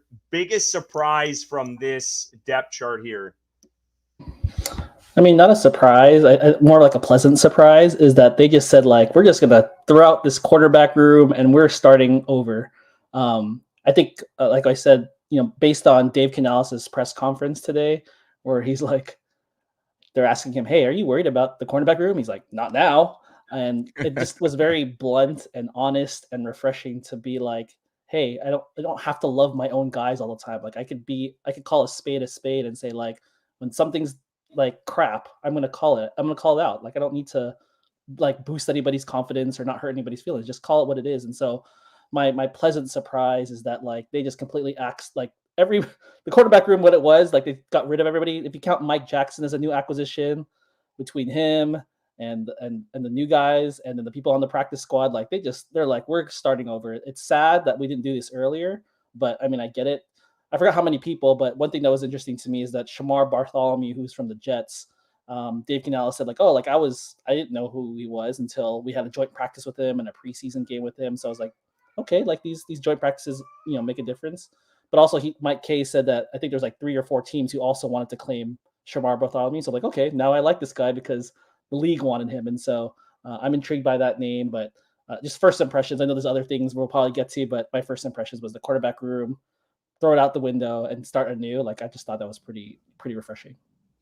JJ, to you, how concerned are you with this edge room? I'm concerned, as everyone else is. I mean, obviously, I'm disappointed in DJ Wanham being on PUP. When we signed him, I didn't look at him as like being some dominant edge opposite Clowney, but I felt like he could be serviceable. And I hate to say it, but I think he would have been an upgrade compared to who was opposite of Brian Burns last year, right? So I was excited to have a guy who had starting experience at the edge, opposite Clowney. But with him being out, I do have concerns because I haven't been high on DJ Johnson, although he's had a great summer by all accounts. He looks like he's developing. EJ Evero, he drafted him, so I think that's coming around for him. And I think Clowney said he's one of the best edge setters on the team. And, because of that, one of the things that really bothers me a lot, about watching football, is watching bad run defense. And I hate when you can't stop the run. And I think our edge group will help the front three, Derrick Brown, Shaw Tuttle, Ashawn Robinson, fortify that run defense. And so I'm comfortable on the run defense side. I don't like the depth, obviously, but I would love to see maybe this Jamie Sheriff guy, maybe Leota, like develop as pass rushers, because I don't think we have enough of a pass rush with who we have right now. I'll go ahead and jump in, Curtis. My biggest surprise is Troy Smith making the team. Never heard of the guy in my life. No, I'm just playing. Troy Hill, obviously. Let's get Curtis a break here. He works hard on these graphics. So, no, I really like the addition of Keenan Isaac. I was really high on him after he was cut from the Buccaneers. Obviously, Canales coming from Tampa, having experience seeing him last year. I believe he was one of the highest graded corners in the preseason. They really prioritize length, adding to this room, and kind of that Seahawk way, going back to Canales' roots. And like Edgar pointed out, he was so blunt about it. Not now, not worried now. So I like that. There he is, Troy Hill for the people in the chat. So Mike Jackson was magic and TV right there, folks. You can kiss my ass. Really, though, a big surprise for me personally was Jamie Robinson making the 53. I thought he did have a good preseason, but in my opinion, there were other players, kind of in that fourth safety spot there that I would have kept over him. I just think that I thought he was going to be a casualty from, the prior regime's drafts, and they were going to go with some of these younger, even though Jamie Robinson is young, but like Kamani Richardson, like you had predicted last week, Curtis. that had made significant plays in training camp, or even Rudy Ford, the guy they brought in, that has experience as a starter in the NFL from Green Bay. So Jamie Robinson making it, I assume, probably more of the special teams ace. He brings that dog mentality that Dan Morgan likes, and that's why he's on this roster. Yeah, just quick note on Jamie Robinson. Just hearing Canales talk about him, I don't know if it was the Jets. I think it was the Jets game. He had like the most tackles on the team, played a pretty big role on special teams. I just think they value him a lot on special teams. I honestly think that's why he made the roster. I really was pulling for Damani Richardson. Guy was a ball hawk. Glad they got him back. We'll talk about it in a little bit on practice squad. I believe so. Maybe they did. I don't know. I can't even remember the graphics I made. But anyway, that's a guy who I was kind of excited about. And, this room, the safety room, was just full of depth. And I felt like it was one of the strongest groups of this team. I know Xavier Woods has been out with some injury, but, when that guy's on the field, I feel like his leadership is kind of is overlooked. And I feel like he had a really good year last year, and that was overlooked as well. And I don't think he gets enough credit for what he did. But yeah, across the board, just briefly, and we'll kind of move around here a little bit, but the corner room, I mean, that was the biggest. I did not expect them to get 3 corners today. I don't know if anyone did. I know the depth, and I know we all talked about the depth of the corner room, and it wasn't great going into training camp early in training camp to start July. But I did not expect them to cut mostly the back end and go out and get 3 new guys out of nowhere. One or two maybe. I don't hate it. I think Jameson adds some value, and I hope he comes back on practice squad because I do like his aggressiveness and his style of play. He's kind of a boomer bust kind of guy at times. He'll give up a play and then he'll get a pass breakup or a pick. So you got to kind of get that. You kind of got to have a guy like that in the room too, I think. But yeah, this room, I mean, the big question mark is Mike Jackson. I don't know a ton about this guy. I know he's played and he's got some experience in Seattle, but can he be the true number 2 and go up against, and Bryson and I have talked about this a lot. There's some good wide receivers in this NFC South. And can he go up game in and game out against some of these dudes all game long? So I think that's going to be a big question mark. Shi Smith-Wade, I think he's going to get more playing time than I would have hoped early in the season. I don't know if I'm comfortable rolling him out there if Troy Hill goes down. But, that's a young guy who's, he's going to see some playing time, I'm sure. But yeah, across the board, I think Trevin Wallace has been outstanding. Everything I've seen from him, I know that was a question mark. I remember questioning the pick in April. I admitted it last week too. Like, man, they might have reached on this dude, but he is really, you can't question Dan Morgan. He was a hell of a linebacker in the NFL, and he knows how to, evaluate linebacker talent. So I'll shut up. Anyone else want to chime in on this? I think D-line was a little bit deeper than I thought. I thought, what was it? TJ Smith. I thought he would have made the roster. Shocked by that. We'll talk about him in a minute and in a couple other slides. But that was another guy I was kind of shocked that didn't really make this team because I really thought he had a really good camp and did whatever he could to make the roster and didn't. But anyone chime in on the defense? JJ, it sounds like you got your mic open. Let's go. What do you got? Well, I mean, the one thing I'm happy about is that, as Edgar mentioned earlier, now said not now, when looking at that cornerback room, they went out and got, I think I seen a note on Twitter earlier where every one of these guys is 6'1" and above, right? So that, that's that Seattle way. And I hate always having to talk about, the way they did things in Seattle, but the reality is that's who our coaching staff is. Dan Morgan, that's who he started his scouting career with. Canales was there. And so even though he was an offensive guy, those are the type of dudes they went up against in practice every day. So that's the culture. And Dave Canales getting rid of some of those guys that he didn't draft, that were carryovers from last year, seeing what they could do, seeing if he liked having a 5'10" Jameson or not, and saying, you know what, I'm going to go get some guys that fit my measurables, that I trust in the philosophies that I've been raised in.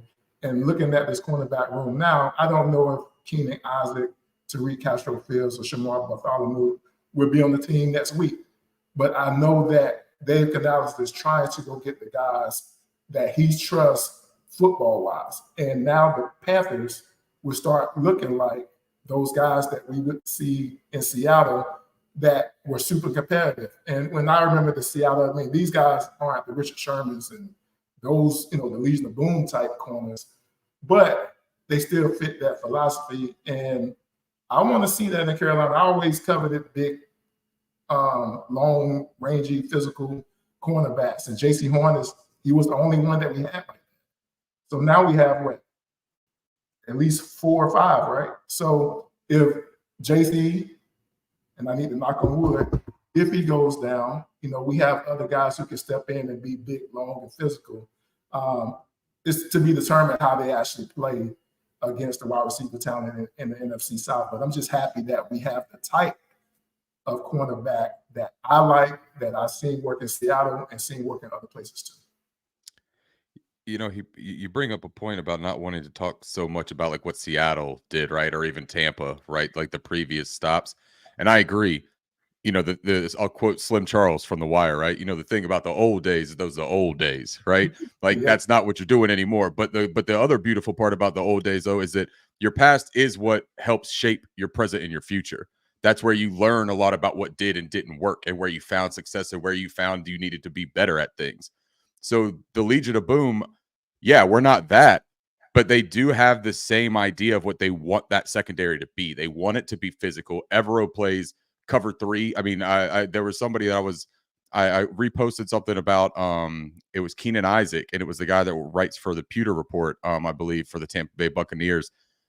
Joshua Kiepo, I believe. I can't pronounce the last name, but he mentioned something that we ran cover 1 only 9% of the time last year, and we were in cover 3 54% of the time.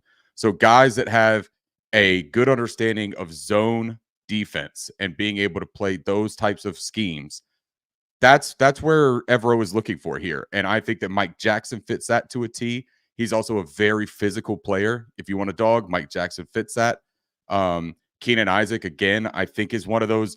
You bring up Richard Sherman. Keenan Isaac isn't Richard Sherman. That's not what I'm saying at all. But that size and length, and with the aggressive mentality that he plays with, it probably just said to the defensive staff and to Canales, what if we can just kind of chisel him a little bit into a better version of himself? Not that he has to be elite. He doesn't have to be premier. He doesn't need to be our cornerback 1. We got elite cornerback 1. We just need him to be healthy.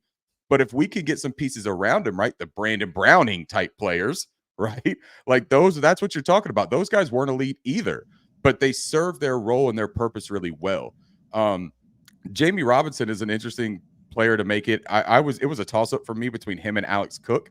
Alex Cook ended up going back to the practice squad, I believe, today. But I think that it's important to note that what both of them were going to be looked at to do here is kind of serve that Sam Franklin role while we wait for Sam to get healthy. You want them to be the special teams aces. You want them to fly around. But what I think Jamie can offer on the actual defensive side, he's really good close to the line of scrimmage. He's a physical player. He's really good in run defense. You're not going to ask him to be out there alone on an island, right? But with the pass rush room looking like it does, Evero's going to have to simulate some pressure here. He's going to have to generate looks for speeding up quarterbacks because we're not going to get there naturally. I think Jadeveon is a really good player, and I think he's going to have a really good season. I really do believe in his individual season this year. But after him, it's Iku Leota for me is the best edge player we have after Jadeveon Clowney. Agreed. DJ Johnson, man, look, when we talked about, and JJ, I believe you said something about the report said that he was having a great summer. Great is a very different descriptor than I think I would personally give. But, they also called the Great Depression great. And that wasn't a good thing. It was just how big of a magnitude it was. I'm not calling DJ Johnson the Great Depression. Please don't make it seem like I'm a hater because I'm not. I think that his ability as a run defender is something that Evero covets. And that's very obvious in the way that he builds his defenses and the way that he's also been okay trading premier pass rushers that have already been on his defense. That's not what he looks for. That's not what he necessarily needs to run his scheme. But DJ Johnson offers just about nothing out of that regard, in my opinion. Like, it didn't look like he had built much of a pass rush arsenal even this year. Compared to last, it looked like a very similar approach. K'Lavon Chaisson, I don't really know, man. I don't know what to say about that, right? I honestly just don't know what y'all want me to say about that, because he hasn't done anything in his career, and he looks like the same player that you could watch tape on in Jacksonville. I hope that it works out. Iku at least has flashes. Jamie Sheriff, maybe, man. Like, look, dude, he's got a good build. He created some pressure. Now, his pressure didn't come in first team reps. His pressure didn't even necessarily come in second team reps. So all of the PFF preseason grades, they are important to look at. They're not the Bible. I'm not going to take that and say we've got an 87 graded player on our team because he did that in the preseason work. But I think that shows you he has a skill set to become an adequate pass rusher. I just want to jump in there and say something. If Jamie Sheriff sticks on the roster, we have a chance to have a Sheriff out on defense. And see, I love that, right? Like, that's a lot of fun too, isn't it? Like, look, if we're gonna struggle with the pass rush, let's at least have some fun with the names and stuff. Like, let's come up with some really cool nicknames, and let's at least, like, when somebody disappoints, be like, man, we need a new sheriff in town. You know, like, let's do something fun about that. And outlaw Josie Jewell. That's gonna be one of my favorite players. Hey, look at that. I like it. One thing I want to mention about Mike Jackson, going back to him, because a lot of us wanted Stephon Gilmore back here. But Mike Jackson, he learned a lot, apparently, according to Mike K, and he might have mentioned this presser. I didn't listen to his press conference today, but apparently he got taught technique by Gilmore in New England. So I think that adds some value as well. But I do want to take a quick commercial break because we're about halfway through right now, and I want to get Edgar's take, because I know, Edgar, you did a shit ton of work on a lot of these guys they claimed, and you deserve to get the room here. But we're going to take a quick break here. We got college football coming up this weekend. We just joined a partnership with BetStamp, so if you guys can, we're going to hit this ad. We'll be back in 30 seconds, and we'll pick it up with Edgar. So stand by here as I slowly try to get this ad. Exciting news, Panther fans. I'm thrilled to announce our partnership with BetStamp and Sign Up Expert, opening up an incredible opportunity for you to join sportsbooks in your area to get the best odds and new user offers. Head over to our dedicated page at signupexpert.com/Panthers to explore a selection of sportsbooks tailored to your region, each with unique offerings. If you're ready to take sports betting to the next level and show some love to Panthers on Tap, I highly recommend signing up for your next sportsbook through our Sign Up Expert link. All right, guys. So, Edgar, you did a lot of work. Again, I think I tweeted you were doing the Lord's work today on some of these waiver claims, so I appreciate it.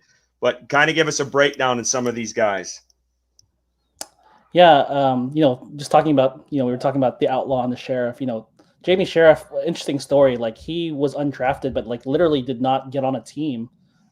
He was on rookie tryout with the Seahawks like back in May, but didn't get signed. So like literally was working, delivering beer, speaking of Panthers on Tap, like that was his job until like early August, where Seahawks were like, oh, like we want, so, and then he showed out in preseason. So this guy, what day is it today? August 28th. So literally 3 weeks ago was sitting on the couch and delivering beer, and then like popped off in the preseason game. So like, I'm rooting for him. Obviously has a story to tell. John Radigan, I think he's just special teams. Like, I don't know who filled that role before, or who's like which linebacker was kind of like that guy last year. But Wooten. Like the old, what was it? Chandler Wooten, maybe. Yeah, maybe he Wooten. fills that type role. Yeah, and obviously with Sam Franklin out, like I think they're maybe like nervous about like we need to get better on coverage, and so he was the type of guy that like he has a pretty big price tag. Like, he's at $3 million a year. I tweeted out like that's the same salary pretty much Justin Fields is getting this year. So this is not like a cheap ad. I know that they interviewed Mike Jackson today. He found out literally at the press conference that they picked up John Radigan, and he's like, dude, that's my guy. And so I feel like there's a lot of like this dog mentality with all these people that they picked up. Another trend that I picked up that I tweeted about was like a lot of these guys came up through like community college or like these, HBCUs or all these different colleges that are not brand name colleges. And so like these are guys who are fighting, these are scrapping. They want, sorry about that. They're fighting, they're scrapping, they want a Your job. child's And so, like, fired up. I'm loving it. Let's go. so these are guys that are scrappy. John Radiger is from Army. And so like you got some people who are like here to do some serious business. And so like he's pretty much, his job is special teams ace. The current special teams coordinator is Tracy Smith. He was the assistant special teams coordinator in the Seahawks. So like there's a strong connection there. And we already talked about the corners. So I don't have much to add about of those three that we haven't talked about yet. But like what JJ said, like these are some big, long corners. I know that we had talked about, hey, like that's the Seahawks way. It's a little bit different. But like you got to remember, Dan Morgan, Dave Canales, maybe some of the other people on the staff, they won a Super Bowl with this type of cornerback room. And so like, they're like, why are we messing around with these guys, these undrafted guys who are short? Like, let's just get some guys. He even said in his press conference today, Dave Canales said, like, we want some traitsy guys. And like, we wanted these guys to step up and they just did it. And so they're like, we already tried your way. Now we're going to try our way is basically what I took it as. But, and like, those are the kind of the big trends I saw, like scrappy, like humble beginnings, like just love football and like have the traits that they're looking for. Kev, what about the deep? Oh, go ahead. No, I was gonna say, let's get Kev's opinion here, but the John Radigan, he were trying to find the name of the special teams guy for last year, like a linebacker in the room or whatever. I think that originally that's what they brought Kamu Grugier here for. Kamu wasn't supposed to be our starting linebacker. Kamu was a special teams ace, and so I think that really it's kind of like that model. They don't play the same way, right? They're not the same exact player, but their specialty, I think, is what that is. Where did Kamu end up? Does anyone know? Off the top of their head, maybe someone in the chat can help us with that. Yeah, I was just curious. But Kevin, what are your thoughts on the defense? Just kind of baseline look at it so far. Overall, I think this is a solid group. I mean, I think my biggest question again is where the outside pass rush is going to consistently come from. I think that's been a concern all year. But surprisingly, a guy that you guys didn't put on here that I think is going to have a say in the secondary. The Panthers also picked up cornerback Lonnie Johnson Jr. As well. And it says the plan is to have him on the practice squad and elevate him for week 1 to the roster. So this is someone that, you know, you were jumping the gun on my graphics, but go ahead. Yeah. So he's someone that particularly, like I said, long, rangy guy, zone guy. So I just really like the way that we did a remix on the secondary, you know, particularly in the cornerback room. But as far as my favorite, that D line, I'm content with this group. Nick Thurman, late season, won me over with his play. You know, I like that him. LeBron Ray, you know, he had a few splashes last year. So I like the depth behind our D-line for the first time in a while. I really feel like that when Derek Brown, Shy Tuttle, and Robinson need a breather, I'm not going to lose too much sleep when one of the other guys come in, whether that's a 30 front or when we go to a 40 front, depending on, you know, what sub package we use. The whole thing with DJ Wanham, I could tell you with talks with Monty, he's ready to get rid of the guy already. Like that's JJ Hardy's best friend right there. You know, but I just wondered, did the Panthers, did they really know that he would really take this long to recover? You know, things of that nature, because I can remember they played the clip from draft night when they was talking about, you know, Jonathan Brooks. Oh, by July 1st, he'll be ready to go for training camp. And he's on the pup list, same pup list that DJ Wanham is on. So I was just wondering if the staff maybe underestimated how long before these, before Wanham would be ready. But I think linebackers our strongest group, is one of our strongest groups on defense. Shaq Thompson, I'm looking for him to have a stud, allow me to reintroduce myself type of year. I really think that, just his commitment to want to be here, only play for us. I like that. I don't know if you guys saw it on Twitter. Somebody really jumped the gun and proclaiming Trevor Wallace as the next Luke Kuechly. And I was like, whoa, oh, yeah, whoa, crazy. whoa. Blasphemy. Yeah, like, yeah, 100%. Pause. the audacity when I saw that, I was like, I love enthusiasm, but I know weed is legal, but try something else. Because when I saw that, I was just blown away. Like Luke, maybe you meant Uncle Luke. I don't know, but anyway. Yeah. So I'm excited to see what this unit can do. I don't know much about Jordan Fuller. I mean, I can read statistics and seen a few clips, but I just think that we're just going to see a lot of flexibility, like Ricky was saying. How much cover three. There's different versions of cover three that we run. There's matchup cover three. There's I think it's like 3 or 4 versions of cover three that you can run. But yeah, I would love to see cover one a lot more, or cover two man a lot more. With the type of guys that we have. But again, we'll just see what Everett got in his bag. But overall, I'm pretty confident with this group. Outside the wondering who's going to be our sack leader. Yeah, I wanted to ask Bryson, and you can chime in on the defense as a whole, but I want to ask you this too: and Kevin that kind of talked about a little bit. Did the Panthers drop the ball on the DJ Wanham signing? To be determined. I don't know the specifics of the injury and if there was a setback potentially throughout camp. There was. They worded it. They worded it and said that he had suffered a setback. Okay, so I think when talking about misjudged the injury, it doesn't sound like they did. So unfortunately, he did suffer a setback, and I think he's a guy that brings potential. We were scrapping at the time to find that person opposite of Jadeveon Clowney, and unfortunately, or fortunately, depending on how his play goes this year, it was DJ Wanham. So, and he's not going to be ready week 1 or 2 or 3.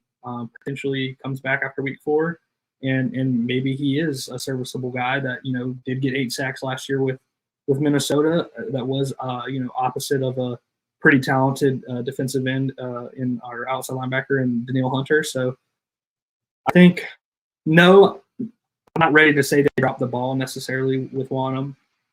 I do like Iku Leota. I know Ricky has been high on him since last year. I think he's flashed, suffered some injuries last year, kind of set him back himself. But in the preseason, he played well, really well. And I think that he's got some potential there as well. And we all know where you stand, Curtis, on DJ Johnson, but I think he's shown definitely more promise going into year 2. We all know his ability to set the edge and be that guy in the run game, but hopefully, he takes that next step and adds some moves to his repertoire to get to the quarterback. But this is a team last year that had one edge rusher in Brian Burns, and the defense played decent. That I think statistically finished top 5, but we all know why teams weren't passing on us. It's because they didn't have to. But I think this isn't anything new, unfortunately, for the Carolina Panthers to deal with, or with Ejiro Evero to deal with. Clowney's going to be a problem for sure. Like, he's going to get his. He's looked nothing but amazing in camp, and I think he's going to be someone like Brian Burns that teams have to scheme against. Like, they have to game plan for Jadeveon Clowney, because if you don't, you're going to pay for it. And I think the defense overall is a group that I think has a lot of question marks, but like Kevin, the linebacker room, I'm very high on Josie Jewell in the system and Everett system. I think, when he was in it before, showed that he was a very good serviceable linebacker, getting over 100 tackles in Denver. Shaq Thompson coming back really played really well last year before his injury. And then, of course, we all know Trevin Wallace and his ability that he's shown in the preseason. So I think what gives me the most hope is knowing that we have, in my opinion, one of the best defensive coordinators in the league. That's going to be a head coach soon. That probably should have been a head coach last year, but unfortunately had the stink of the Carolina Panthers on his name and didn't get that opportunity. But, just having him here with that same staff as a whole, it just gives me hope that, no matter what name we see, whether it's Tariq Castro Fields or Shamar Bartholomew or whoever it is, that, the system's going to be in place and it's going to put them in a place to succeed. I'm going to jump in here. I think they dropped the ball 100%. You can't plan for injuries, but people dog the Panthers for taking J.C. Horn. They didn't think he was going to get hurt, and he's been hurt the last 3 years. This was the first defensive end you signed after getting rid of Brian Burns. He was the first edge rusher, and he is out the first 4 games of the season. This was your first solution to the problem. And this guy is not going to play a snap to start the year, which is mind-boggling to me. And everyone throws out the 8 sacks and wants to tie that to Brian Burns. The guy had about 4 or 5 sacks against the Chicago Bears putrid line in Justin Fields last year, while he rode the coattails of Danielle Hunter in Minnesota. So this, I think, was a bad signing. And you could almost point, could have Carolina went after Chase Young too, because that was another guy they tried to bring in, and they already had signed Wanham at the time to a 2-year, $12 million deal. I know Chase Young, I think he fetched like 1 year, 13 mil. So obviously he was a little bit more. He's actually more than what Clowney was asking for in his 2-year deal. But this was your first solution, and the guy I think they had expected at this point to be practicing suffered a setback. And I get it, you can't plan for the injuries, but damn it, man, like this, it's not ideal at all. And this is not what they envisioned to start the year, whether they want to sugarcoat and say, this is whatever they want to point to. This, I think they dropped the ball on this. And this team and this staff, and no one is getting off the hook from my ass. I'll tell you that right now. I'm tired of, letting these guys slide by and all this other bullshit that we have the last few years. This was a bad signing off the jump. That's just the reality.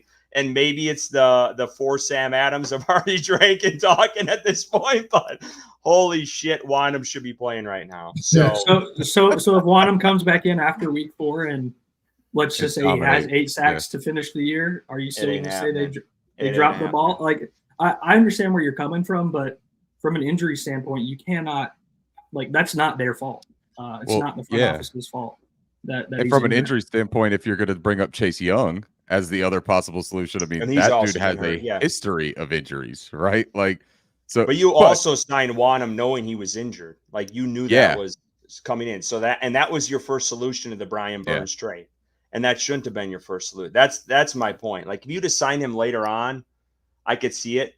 But we all know the timing. Like, remember the timing with Cam Irving and some of those other offensive linemen they took? Like, that was your first couple picks. Like, that shouldn't be your first solution to the Brian Burns after you got rid of Brian Burns, your premier pass rusher. So, I don't know. I'll leave it there. Anyone else want to chime in on the Wanham? Do you think they dropped the ball at all with him, or where are you guys at? JJ, you're sitting over there smirking. No, I mean, I think I expressed my disappointment when I was talking about the age group. I expected him to be obviously Jadeveon and Clowney. Him starting out on PUP is disappointing. I do agree with Bryson that you can't control it. I mean, obviously, they knew he had a little something going on with his quad. Sounds like he re-aggravated it or it worsened doing rehab or something. And so that's unfortunate. I do think there are other things they could have done, like hindsight being 2020, with the money they allocated to him. So that part is disappointing because there's some guys that I feel like we should have been trying to get throughout the summer that we couldn't necessarily go for because I think money is tied up in the guy that can't perform right now. But like what Bryson said, you can't control it. It's unfortunate that he's not there to start the season. I just hope that at the end of this 4-week, situation, this PUP situation, that he comes back fully healthy, ready to play, in shape. And, he may not get 8 sacks, but if he can be someone that we can start, somebody that can get some pressures, and I know that's not his calling card, but I just want somebody who can be an NFL starter, obviously Jadeveon Clowney. And I would be happy if he could just be decent in that role. Let's transition a little bit here, and this kind of, alludes to our predictions later on, but do you think at some point this season Trevin Wallace is starting at linebacker? And I'll kind of open that up to whoever wants to answer that. do you think at some point this guy is a starting linebacker on this team? I hope so. I definitely hope so. That's what I want. I love Shaq Thompson. We've had like a little thing on Twitter in the past, but I love Shaq Thompson, what he represents, the fact that he wants to be a lifer. He's part of the old winning ways of Carolina. But at the end of the day, I love a whole lot of linebackers who, when they turned 30, it was time to move on from them. Like, we lost a whole season of Shaq last year with the leg injury. I'm sure he's ready to play and, ready to perform. Like what Kevin said, he might even have like a bounce back year for the ages, and that's what I hope for. But I also want to see the future. Just like with the wide receiver room, I want to see that we actually have a linebacker that we can count on for the next decade. We've had Shaq for a decade now almost. So it's time to see some new blood at that second level, somebody who's actually a natural at position. Like, people don't realize, like, Shaq was brought in to be like a weak side linebacker, safety type guy, kind of like Thomas Davis was. And then he was asked to play Mike, and, a lot of responsibility. He stepped up in that role, but I want to see a natural do it. I want to see a young guy do it. And I just want to see, the future of Carolina at the second level. Like, it's always been a linebacker team, linebacker-led defense. And we haven't had that for a couple of years, in my opinion. And so I'm just ready to see that again. And I hope Trevin is that guy. I hope Dan Morgan actually got that right. I think he knows what he wants out of that position. And, I would love to see him start. I hope that he's starting by the end of the year. Anyone else want to jump in on that with Wallace? You guys good? I don't think that I see him as a starter this year. And maybe that's because I think that Shaq Thompson, if he stays healthy, I just think Shaq Thompson's a really good linebacker. So I'm not ready to move off of him just because. And actually, to JJ, what you're talking about there, who's to say that it's not Shaq Thompson and Trevin that are the linebackers? Like, we just automatically assume that Josie, right, will come in here and hold his own because of his nice production with Evero in Denver that one year. But there's a good chance that if Trevin is to assume one of those starting roles, if Shaq comes back to the way that Shaq was, Shaq Thompson's a much better linebacker than Josie Jewell, in my opinion. Like at their peaks, at right? His best. Yeah, at his right, best. right, at their peaks, and that's what I mean. He's going to have to come back and be that, because I also understand what. And you're I saying saw too, Josie getting swallowed up by old linemen in that preseason game, but we won't go there. Yeah, but that's what I'm saying though too. And Josie also, like, he's decent in coverage, right? Like, that's something that I think that they liked about him. Well, that's something that Trevin's good at. So that ability to fill in if Josie isn't playing up to his level, I think Trevin is a good contingency plan for him. And then I think he's a nice contingency plan if you have an injury or a re-aggravation for Shaq, or if he looks like he's lost a step. I think that it was really smart to get a linebacker. I don't have a problem with Trevin, and I believe he's looked better than I anticipated him looking this early on. I had him as like my fourth linebacker in this draft. I loved his athletic ability. I loved all of his testings. As a read and react linebacker, I thought that he had a really good foundation to be a successful player. It was when it became to a little bit more of thinking through the secondary part of that position that I thought that he seemed a little bit slower than I would want him to be, right? Because the linebacker, I mean, you're talking about nanoseconds, milliseconds make a difference in being at the right angle, right place, right time. And sometimes I thought that he had to take an extra tick to get to where he needed to be with the processing of it. But again, learning from a guy like Shaq Thompson and learning from Evero and his staff, it's a beautiful thing for a guy that has all the tools. And that's what this staff is doing, is they're building that kind of defense where they're like, hey, look, we can shape these guys. We can mold them. We can develop them. I don't know that I see him starting this year, but if I do see it, I think he could be in sub packages too, though, man. You talk about a dime linebacker, I think that he's got really good appeal there. So there are ways that he's going to get on the field. I don't think that he's not going to see time this year, but calling him a starter, I think, would mean that somebody would either have to play poorly or get injured. Kev, let's go to you. You were shaking your head, and then we'll go to practice squad. What's your thoughts on Wallace starting this year? I see Wallace as, primarily a sub package guy. let's keep in mind we do run our primary defense is a 30 front. So when we're in our sub packages, I know a lot of people like seeing the 4-2 nickel, but we actually run a lot of 3-3-5, and that's where your third linebacker comes in at. So there is room for Wallace to eat. What I'm saying, with the big boys. During his rookie year. One thing I've noticed about Evero, even back in Denver, he rotates his guys. So it's not like, every single game, Shaq Thompson and Josie Jewell are getting all 100% of the snaps. So I think that his talent and potential is refreshing.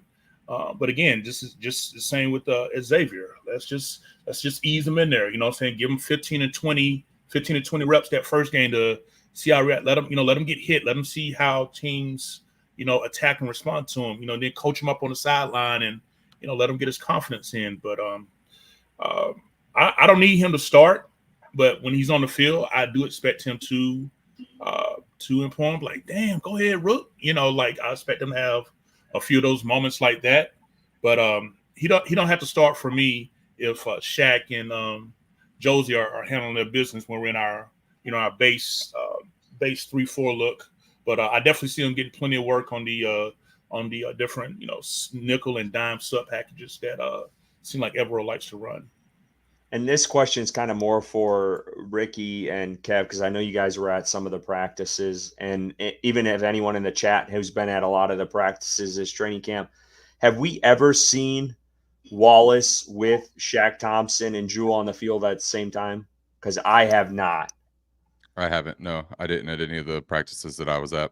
So I'm like, I feel like if they do that 3-3-5 like Kevin's talking about, like, I'm really curious to see how he would play alongside some of those guys. And I think he could even be better than what we've seen already in training camp, which is kind of exciting to think about too. But anyway, I was just kind of thinking about it. I'm like, damn, like, could you see him alongside Shaq? And Shaq Thompson, I tweeted out during this last it was good to see him kind of flying around and making some play. He made, I think, a tackle or two when he was in there. That was refreshing to see, since we didn't get him last year and he was injured for the season. But it's always good to see him back on the field flying around. Let's move to the practice squad here. I'll just move past this because we already kind of talked about the waiver claims. But here's the practice squad.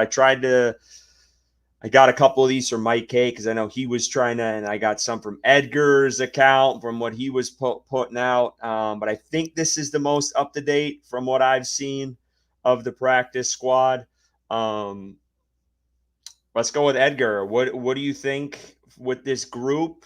Anyone stand out to you? Who are you excited for an opportunity in an actual game, that sort of thing? I'm curious about, obviously they're not done. They could still pick up somebody tomorrow. They could drop somebody. But I was more curious about, like, who are the veterans? For a long time, for us older heads, like, practice squad used to be just like young guys. And then just recently, post-COVID, they're like, you could get a veteran. You could get someone who's been in the league for many years and be on your practice squad. And so, like, I saw news trickle in about other teams who picked up, like, veteran players. And I was like, I wonder who the Panthers are going to get. And so at least the bigger names obviously the ones that we already know of, Jordan Matthews and Mike Boone, are veterans that came back. But Lonnie Johnson is a guy that has played a lot, and he played corner, played safety. He played with the Saints last year. And so it sounds like he might play week 1. And so I'm curious about that. He also has a lot of intel because he played with the Saints last year. I know he tweeted out about he's ready for the Saints. And so just curious about that. And then a name or two names that kind of stuck with me. Jack Plummer, obviously we all, the fan base piled on him after some terrible showings, and then this became a different person in the last preseason game. But interesting that he's cemented as the developmental QB. We're not bringing in somebody else. There's a lot of names that are out there, but they're like, we're sticking with Jack Plummer. Obviously, Andy Dalton's not the feature. Bryce Young is a feature, but it is curious just if anything happened, who's going to be the young one in the wings, and they've settled on Jack Plummer. And the last one I saw was Ja'Tyre Carter. He played really well last year, and some of the Bears fans were hoping that he would come back. And so between Kingston, the person they picked up from waivers, and Ja'Tyre Carter, they're getting some really athletic offensive linemen. And so, I'm a tratesy, nerdy data analytics guy, and so we talked about the corners all being 6'1" and above. I'm impressed that like they're getting some really athletic offensive linemen and not selling for like the slow moving, just a guy in space. I know Kevin's more of the trenches guy, but they want people to move, and these are some movers. And so like I'm just impressed that we're starting to see kind of like what the design of Dan Morgan, Dave Canales, Evero, like what are the types of guys that they want. And so you're starting to pick up on these traits that this new regime is looking for. Bryson, any guys that stick out to you from this group, or someone you want them to add in this practice squad?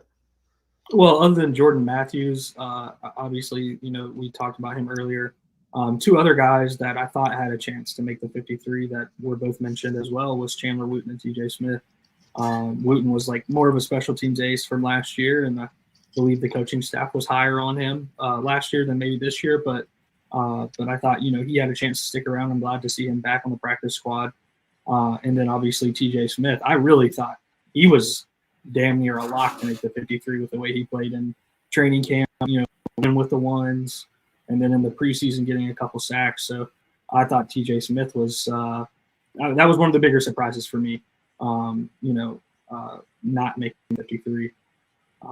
I thought Plummer showed definite progress throughout his time in Carolina. When we were there for the first practice together at Curtis, and then to that third preseason game, looked like a completely different quarterback. So good to have him back, somebody familiar with the system, in the wings, in a break glass scenario, he's there. God forbid that ever happens, but he's on the practice squad, continuing to learn that system and get those reps with this team. So I would say those are probably the ones that stuck out to me the most. And then I think, like Edgar mentioned, Lonnie Johnson, I believe he's going to be active week 1. So I'm interested to see, who do they cut from there, the 53 or deactivate and move to whatever they're going to do. Whose spot does Lonnie Johnson take on that 53 currently as it sits? I kind of am just looking at our chat here quickly, and then someone else can jump in. Mr. T Money, I really hope that we can get Damani Richardson back. I think I get it. He played in kind of the back end and against some of the backups and stuff, but I just loved how he played this preseason and in practice, even against. I mean, I believe he had a pick on Bryce Young at one point in one of the practices. I feel like he just showed out. But I agree with you, Bryson. I think TJ Smith, I don't know what else he could have done to make that roster. I thought he was pretty surefire for this team. Jack Plummer, I saw some folks considering him QB3, them taking 3 QBs on this 53, and I just thought that was insane. I mean, I get it. The guy showed out in one preseason.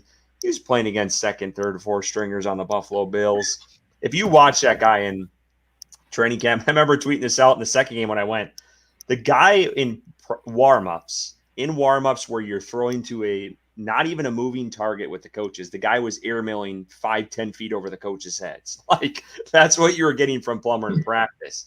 And I get he showed progress, and yeah, they're going to take a flyer on him on the practice squad. But I am by no means going to go out there and say this guy is ready to be the backup of a roster. But I just thought I had a chuckle at some of the folks that thought he was ready to be cemented on the 53. But anyone who wants to jump in here on the practice squad, or guys you hope they kind of pick up on waivers at all, or not waivers, but claim for the practice squad? Me personally, since he was released by Seattle, I would love to bring Michael Barrett Jr. back, to be honest. That was one of my, late round draft. Yeah. When they announced their initial 53, they released him. So he pretty much traveled cross country just to, be let go of. And, he had a very solid camp. Thought he did well, decent in games. He didn't really give me any damn, what the hell you doing type moments. He's someone I wouldn't mind, seeing him bring it back. I mean, I see that we got 2 other linebackers on the table, but hell, I'm all for it. They would if they definitely want to bring him back. But as far as the linemen on this graph here, obviously, TJ Smith, he definitely had a case to earn a spot on the 53 with his performance. But, Ja'Terry Carter, he's real interesting. He's that old school nasty snot and spit maul and run blocker. That's the guy you want in there. All right, 4th and 2, and on the goal, and we got to run it in. He's got one of those type of attitudes. I like him. Mason Brooks, he bounced around in college, but solid, pass blocker. Matter of fact, his senior year at Ole Miss, he did not give up a quarterback pressure, hit, or sack. So he definitely has some fundamentals that I think that can be coached up and worked on at the next level. So just from a lineman's perspective, the practice squad, I like these guys. All right, let's go quickly. We'll talk about this. One guy who you admire from afar from another team you'd like Carolina to either trade for or sign before the season or early in the season. And Ricky, you were about to talk, so I apologize for jumping in. But any guys you're looking at or got a twinkle in your eye for this roster? I know one that comes to mind. I'm not going to mention them, but I'll let you go. No, I mean, honestly, man, I don't have anybody because it's difficult for me to say that there's a realistic target to look at for that, right? Like, obviously, I have players that I'm a fan of, but first of all, I don't think that this front office is interested in trading picks right now. I think that if they were, they would have. Like, I think that would have already happened with these cuts and with some of the players that were even traded for, right? With like 6th and 7th round swaps and conditionals and all those kinds of parameters for trades. We weren't involved in any of that. So I think that is a real notice that, hey, look, we are developing what we have. We will use the waiver wire to our advantage to the fullest, but we're not going to allocate actual resources at this point. We're fine turning over the bottom of the roster, but we're not giving up anything else right now, unless it's like a marquee player. And I don't see a big move like that on the horizon right now. But as far as the practice squad, just to touch on a couple things real fast, TJ Smith, why I liked him was the interior pass rush that he brought. And that's an area that the defensive front for the Panthers has kind of lacked a little bit. So I did like his versatility there. I think that you could see him elevated. I forgot who else it was that I was going to say. Making it back on the practice squad, I would like to see Jalen Coker back there just for the development part. I'm not part of like the Coker hive necessarily. Like, I wasn't as bought in as a lot of fans were there.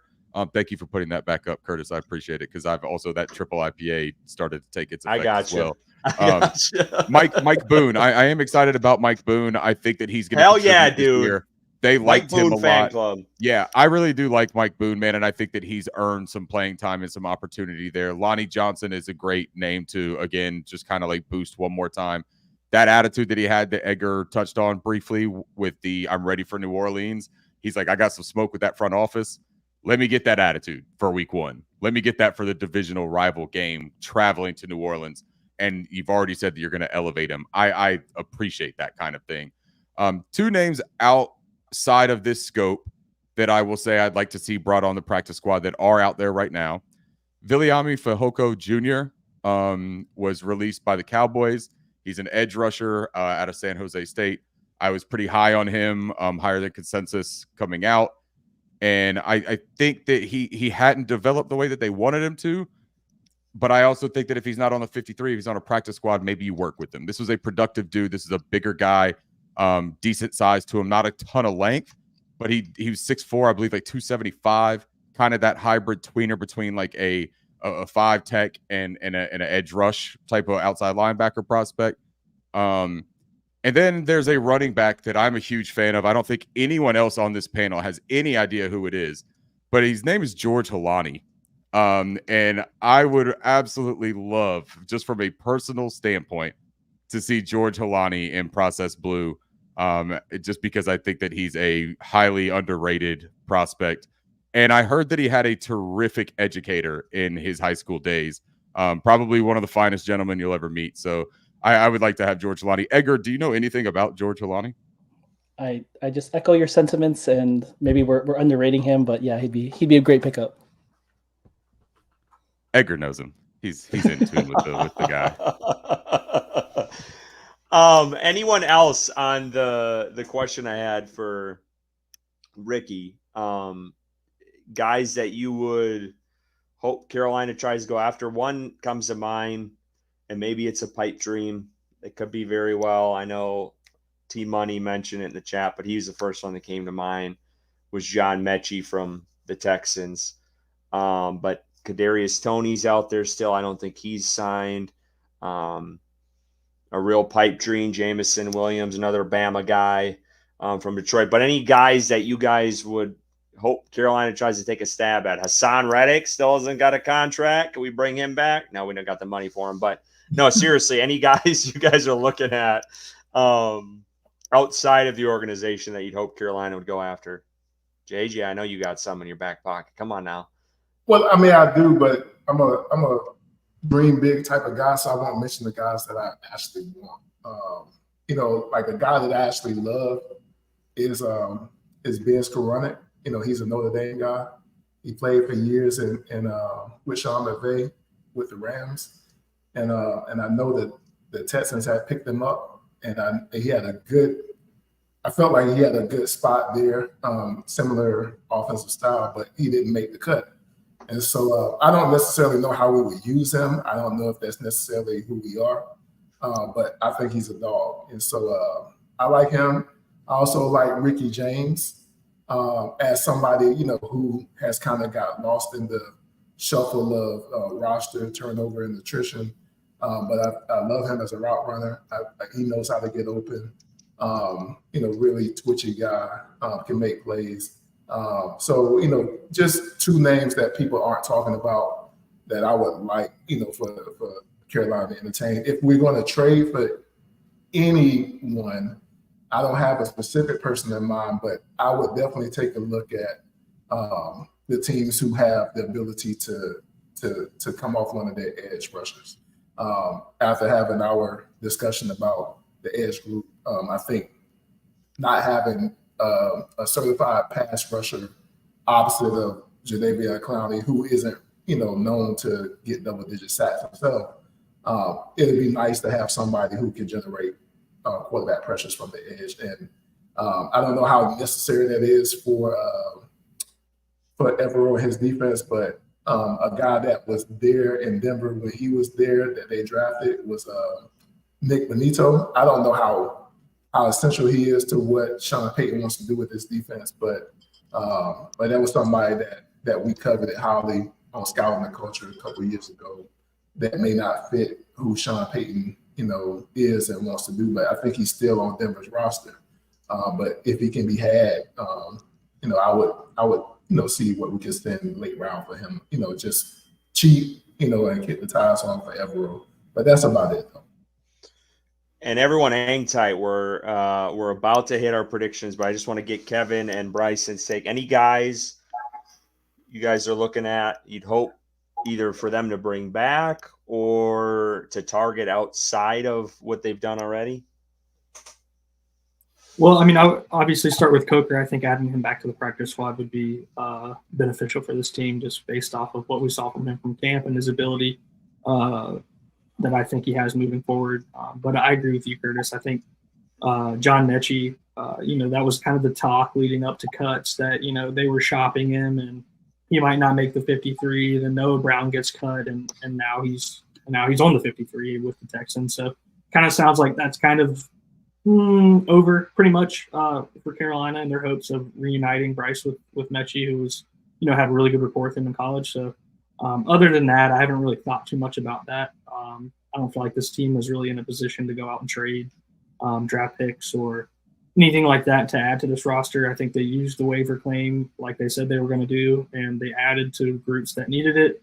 And then they might continue to do that and kind of cut some other people, maybe in the defensive tackle room or wherever it is that they have extra depth. And it might look a little different before week one, but no, I don't think trading really is on the table for this team at this point. Where do you I'm just shocked they didn't go out and get. I'm shocked they didn't try to get KJ Henry. I mean, they got something against Clemson, man. I mean, something's in the water. I mean, maybe 80 knows the secrets about Clemson. Like, or they're like, shit, we went there for the Fan Fest, and 1,000 people showed up, and we just said, screw it, we're never touching a player from this team or what. But man, they do not. I don't know what it is about Clemson, but they're allergic to it. It's crazy that they. I thought it for sure they would have tried to claim him. Where is he still out there? What'd you say, JJ? Is he still available? Nope. No, he got signed to Cincinnati. Where do you guys see John Mechie fitting in? If you pick John Mechie up, he's a slot receiver. That's what he does. Where does he fit in with the wide receivers in the room as far as Adam Thielen and eventually Jonathan Mingo? Are you punting on Jonathan Mingo's development to take on John Mechie's development? And if you are, that's okay. I would understand it. Like I'm not like, judging right away, but no, I think that's a tougher fit than people like to think it is. You know who we're punting on. Get rid of Thielen. That's fine. I think it's Adam Thielen, really, and I think you can find ways to get both Mingo and Mechie on the field at once. You can, but if you want to unlock Mingo, for as much as he can be, he needs to be a slot receiver for the bulk of his snaps. I mean, like 75% of his snaps probably need to come from the slot if you want Mingo to absolutely be at his best, which I get the feeling that they do want that and that they believe that he's a pretty productive and valuable player at his peak. I think that they are bought in on him. And Mechie, although he has the rapport with Bryce from Alabama, he's an unproven NFL player. So I just think that the banking on that connection becoming rekindled at the expense probably of Jonathan Mingo, whether it's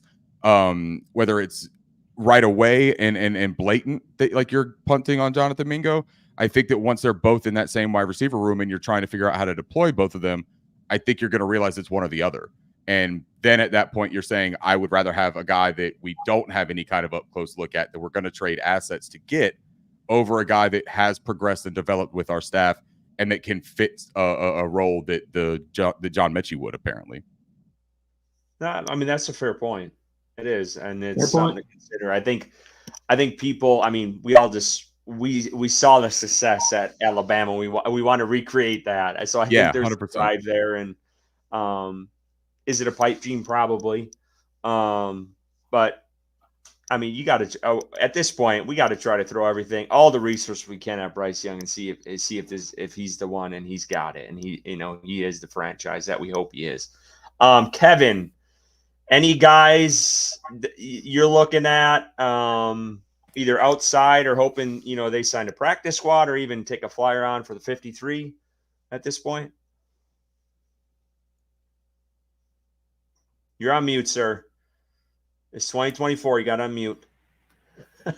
Just kidding. No, you good. Actually, there's not anybody that's really sticking out on my radar. I'm just due to the Matt Rule, Frank Wright era, the PTSD that I have has killed all my optimism. So I'm just pretty much going with whatever they put out there, whoever's on the team. Just see what you got, and before I get any type of excitement. But seriously, though, there's nobody really out there that I feel like within reason would be someone that I would like to see added at this point.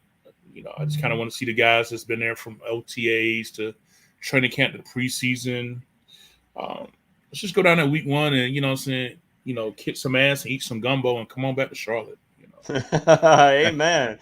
Well, let's go. I appreciate it. We have hit 1,000 people tuning in right now. First time we've hit it on a live show. We appreciate every single one of you guys. So thank you for that. We're going to get to the predictions. It's been a long time. Here it is.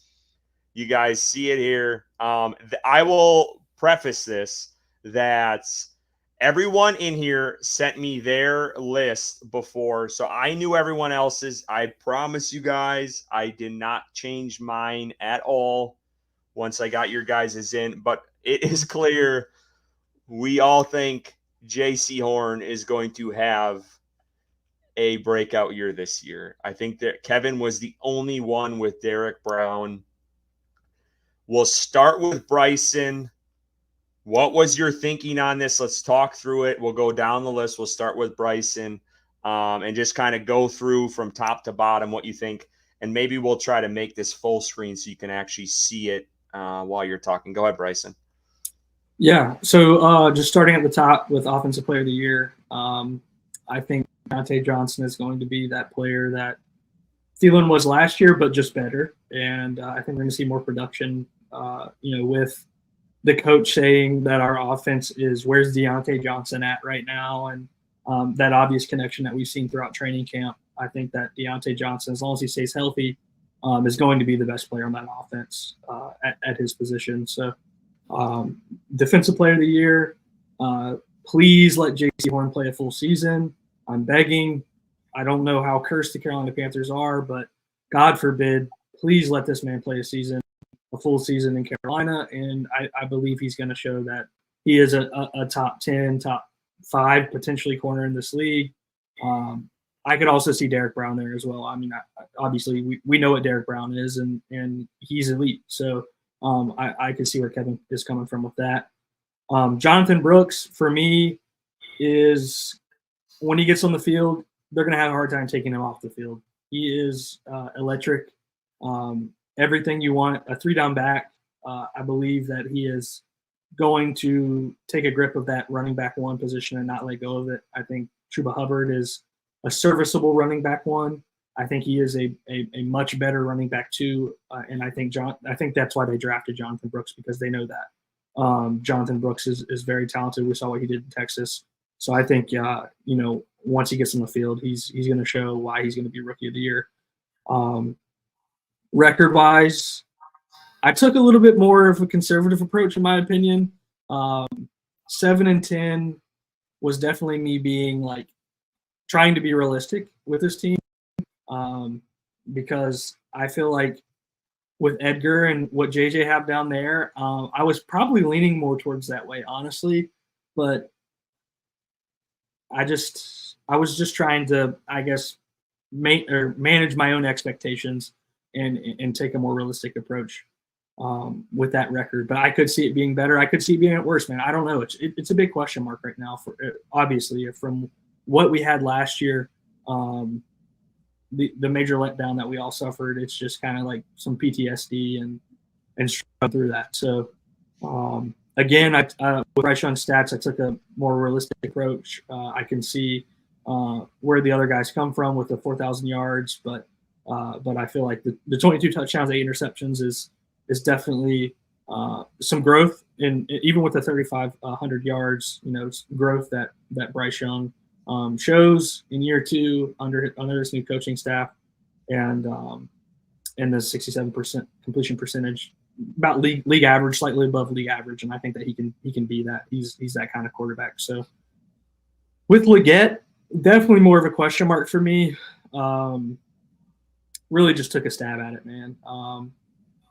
If he's healthy and on the field, he's going to have a lot of manufactured touches. So I believe he's going to have opportunities, with end arounds or screens or whatever the case may be. And maybe he takes a couple of those to the houses and it results in a 650-yard, 5-touchdown season. So, yeah, I mean, that pretty much sums up my predictions. Just touching on the record again, I think I could definitely see them winning 8 or 9 games this year. And I think that's obviously me being biased as a Panthers fan and everything going right for this team. But 7-10, I feel like, is kind of the more middle ground for me. Ricky, fire away.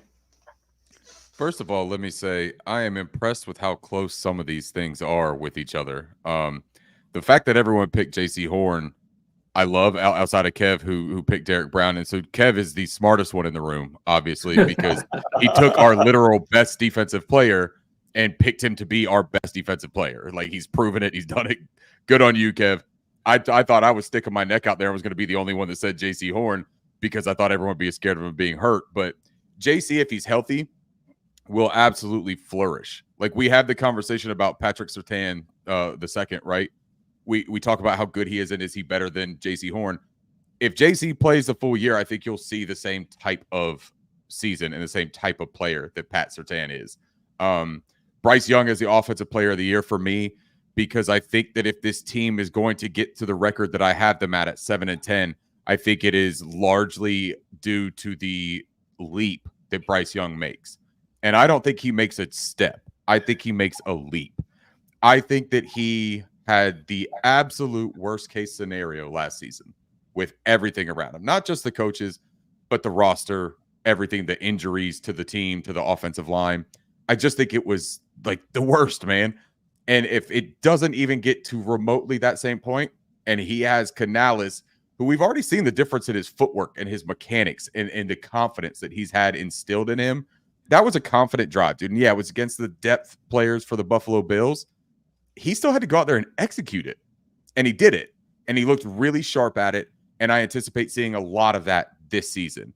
Jonathan Brooks, I also had Jonathan Brooks making my 53-man roster, not on the PUP list initially, because I had hoped that he was close enough that they would say, hey, look, we're going to keep him on the active roster, may not play him heavily in the first few weeks. He may not play at all until like week 3 or something like that. But I had hoped that he was ready. But I also think that him being on the PUP can bolster that Rookie of the Year claim if Jatavian Sanders doesn't have a huge lift off, because I think he's the one that can really threaten it. Not sure that Xavier Legette is going to get enough touches early on in the year. You can see I have him at 52 receptions for 720 yards and 6 touchdowns. That's right around the 14 yards per reception mark, which would lead the team, I think. And I think that's because he's the home run threat. And the 6 touchdowns is also because I believe he's the best red zone threat. Him and Jatavian Sanders are our red zone threats. They are big physical bodies that could go up and high point a ball.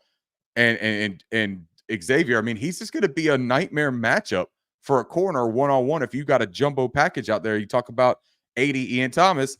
If he's out there and Tommy Tremble's out there at the same time, or you're running, you know what I mean? Like you got that jumbo goal line package, and Xavier is your one guy out there. That's when you throw that fade, the fade that Edgar loves so much.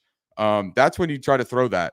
So I think that for me, Bryce Young is the key to all of this. And that's really going out on a limb, I know, because everyone knows that Bryce Young is the key.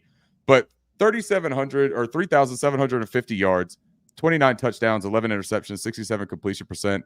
So me and Bryson are exactly alike with the completion percent. It's still going to be a run-heavy offense, so I can't put him over that 4,000 just because I think that that's people that kind of like they're the ones that throw it more than they run type of deal. 29 touchdowns, though, I think that he's going to score, man. I think that he's going to navigate his offense, and he is going to point guard it like Dave Tepper likes to say, right? He's just going to drop little dimes everywhere over the field, and he's got the supporting cast to haul those in and to make the individual plays on their end. The 11 interceptions, I think it's because he's going to be aggressive. Bryce Young isn't a timid guy. He's a calculated guy. He's a smart guy, but he's not scared. He's a gamer, man, and he's got fire to him. So he's going to try to fit some things in there, and he's going to try to extend plays and make something that maybe he shouldn't. So I think you're still going to see 11 interceptions. But overall, man, I think that we see a really improved Carolina Panthers team. All right, JJ, fire away. Okay. I'm glad that you have 1,000+ people on your, that's watching the stream right now, because I think a lot of people, don't think I'm positive about Bryce Young, this team. And as you can clearly see, I have the highest numbers for Bryce Young, and I have the best record for the Panthers. So let that be known across Panthers Twitter. But Offensive Player of the Year, Bryce Young, like what Ricky said, I believe he's going to make a leap this year.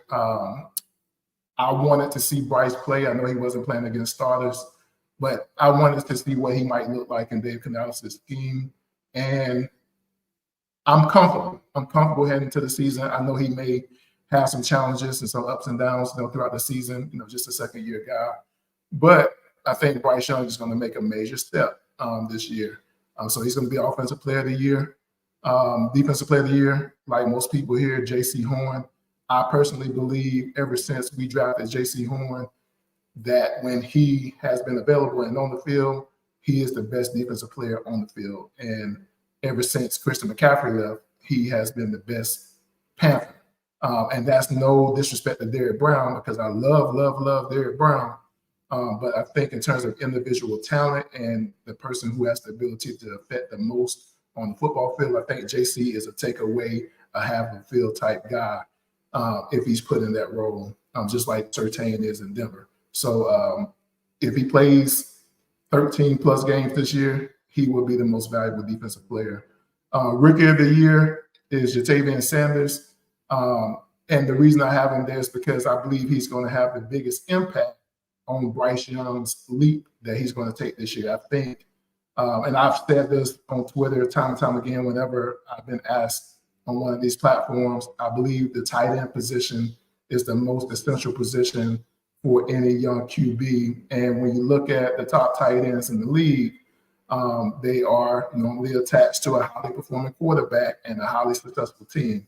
And I think Jatavian Sanders, was the right pick for Bryce Young and is going to elevate his game, having that big target, big trustworthy target that he can look for when he can't go to Deontay Johnson or Adam Thielen or Xavier Legette. The record prediction is 9-8 because I believe the defense did not get worse. And I think we had a pretty solid defense last year. I know that there's some ambiguity there in terms of why we were, a high-ranking defense compared to, our record. But I think with Avery going to get guys who know his scheme with Jewell and Fuller, bringing Hill back, Ashawn Robinson, and then some of the additions that we added with Mike Jackson. And again, Derek Brown being the leader, J.C. Horn, hopefully healthy, Shaq, the soul of the defense coming back. I just don't think, and Clowney, David Clowney taking over the role that Burns vacated. I just don't think we're going to have a big drop-off. And if Bryce makes a leap, then I think Bryce making a leap equals, in my mind, 6 to 7 wins. So I just pushed this over the hump with 9-8. I do think that's achievable in the NFC South. Atlanta's the scariest team out there right now, but I almost chuckled when I said Atlanta being scary. So I think we can get 9-8.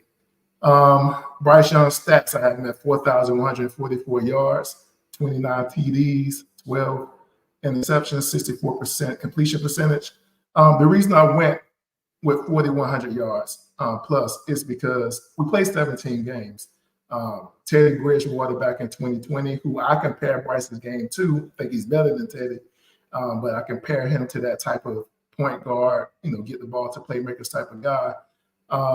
He had 3,700 yards in 15 games. If Bryce gives us 17 games, I think his numbers with that leap is going to go up tremendously, and I think he will actually break the 4,000-yard mark. I do think we're going to pass a lot more than what I was initially thinking. I think the offense is going to go through Bryce Young. The reason I say that is because although Canales, has said that he wants to run and all that, I think we will run. I think the offense will run through Bryce, though. And, just like what he did with Baker last year, rejuvenated him, these numbers are very similar to what Baker Mayfield had in Tampa last year. We don't have that wide receiver talent, but I do think we have talent.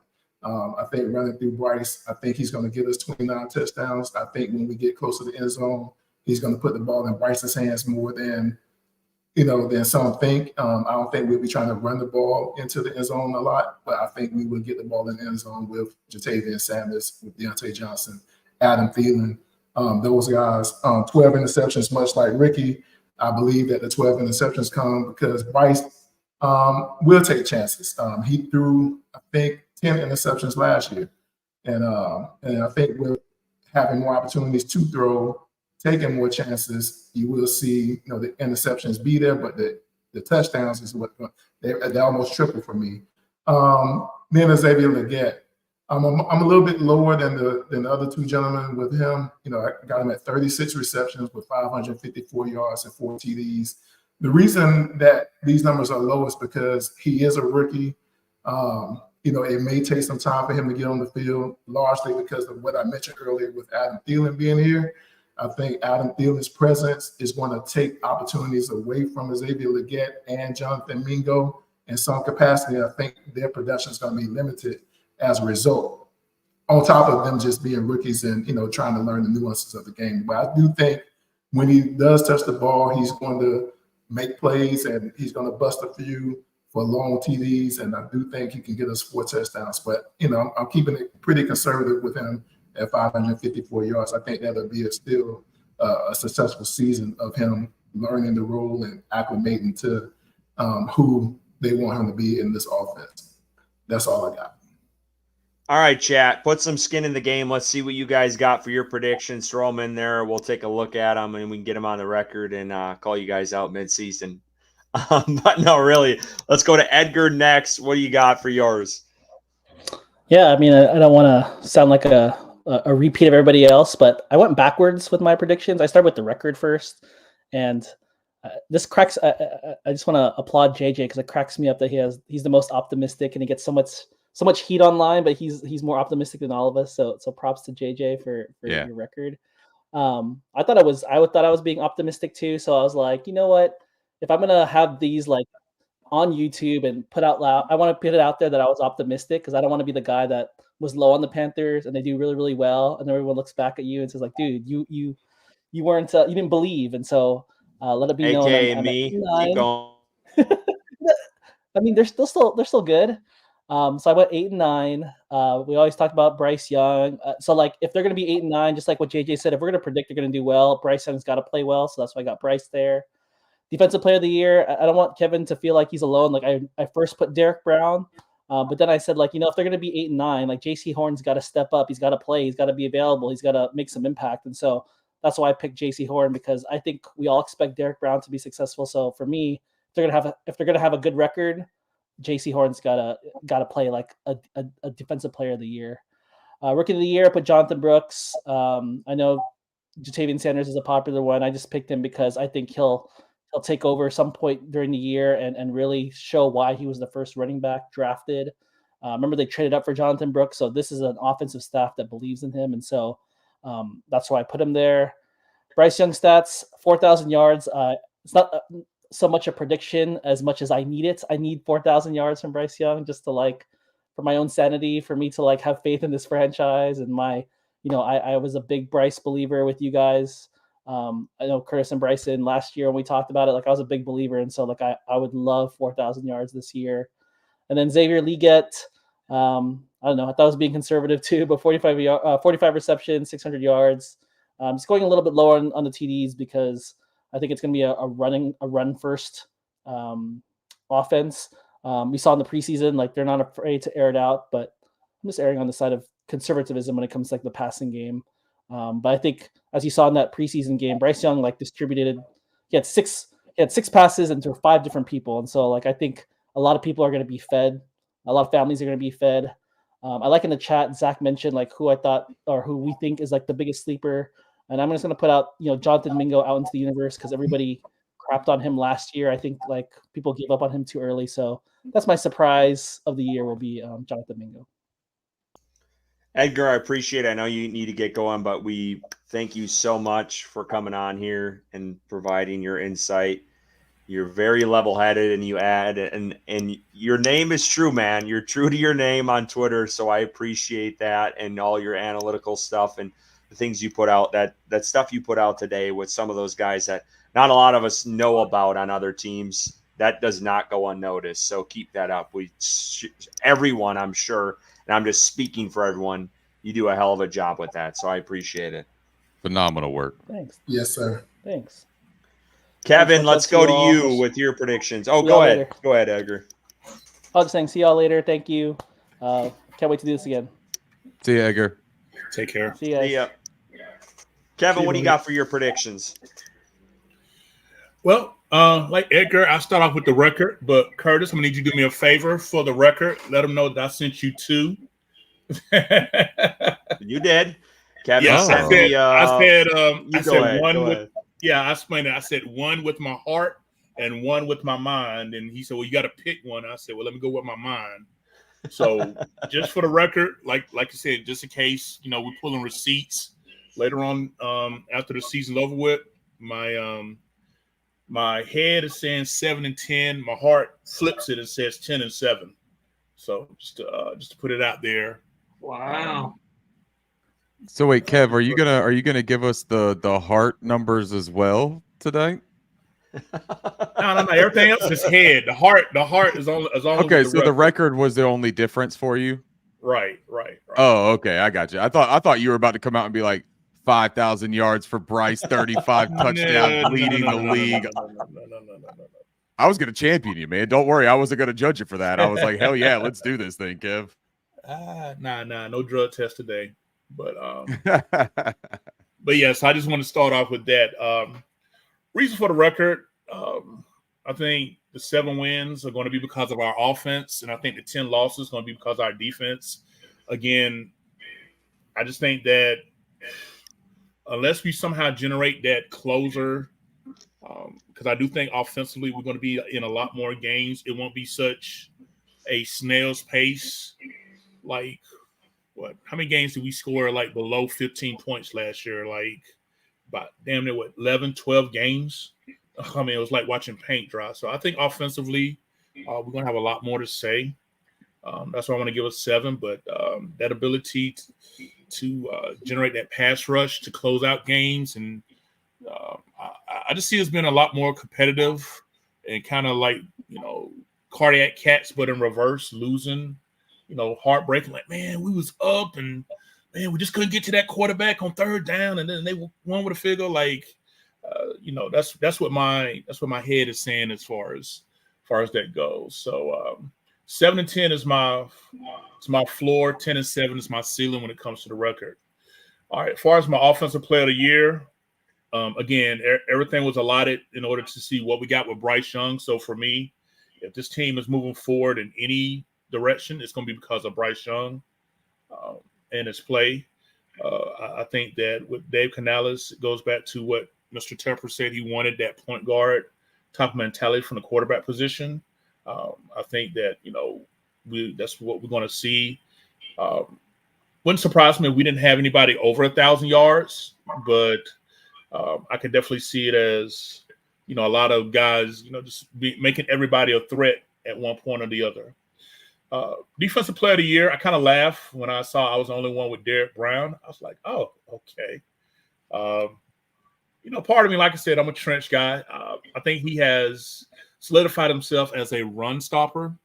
I think this is the year that he finally unveils more of his pass rush ability. I'm going to go out on a limb here, and I'm going to say Derek Brown is probably going to get about 6 sacks this year, which would be a career high for him. Ooh, that's big. Love that. I love and that. And the reason why, when I went back and I looked at a lot of his film from last year, and I know it would be considered like a made-up stat, but if he would have had half a second, he would have had at least 8 sacks last year.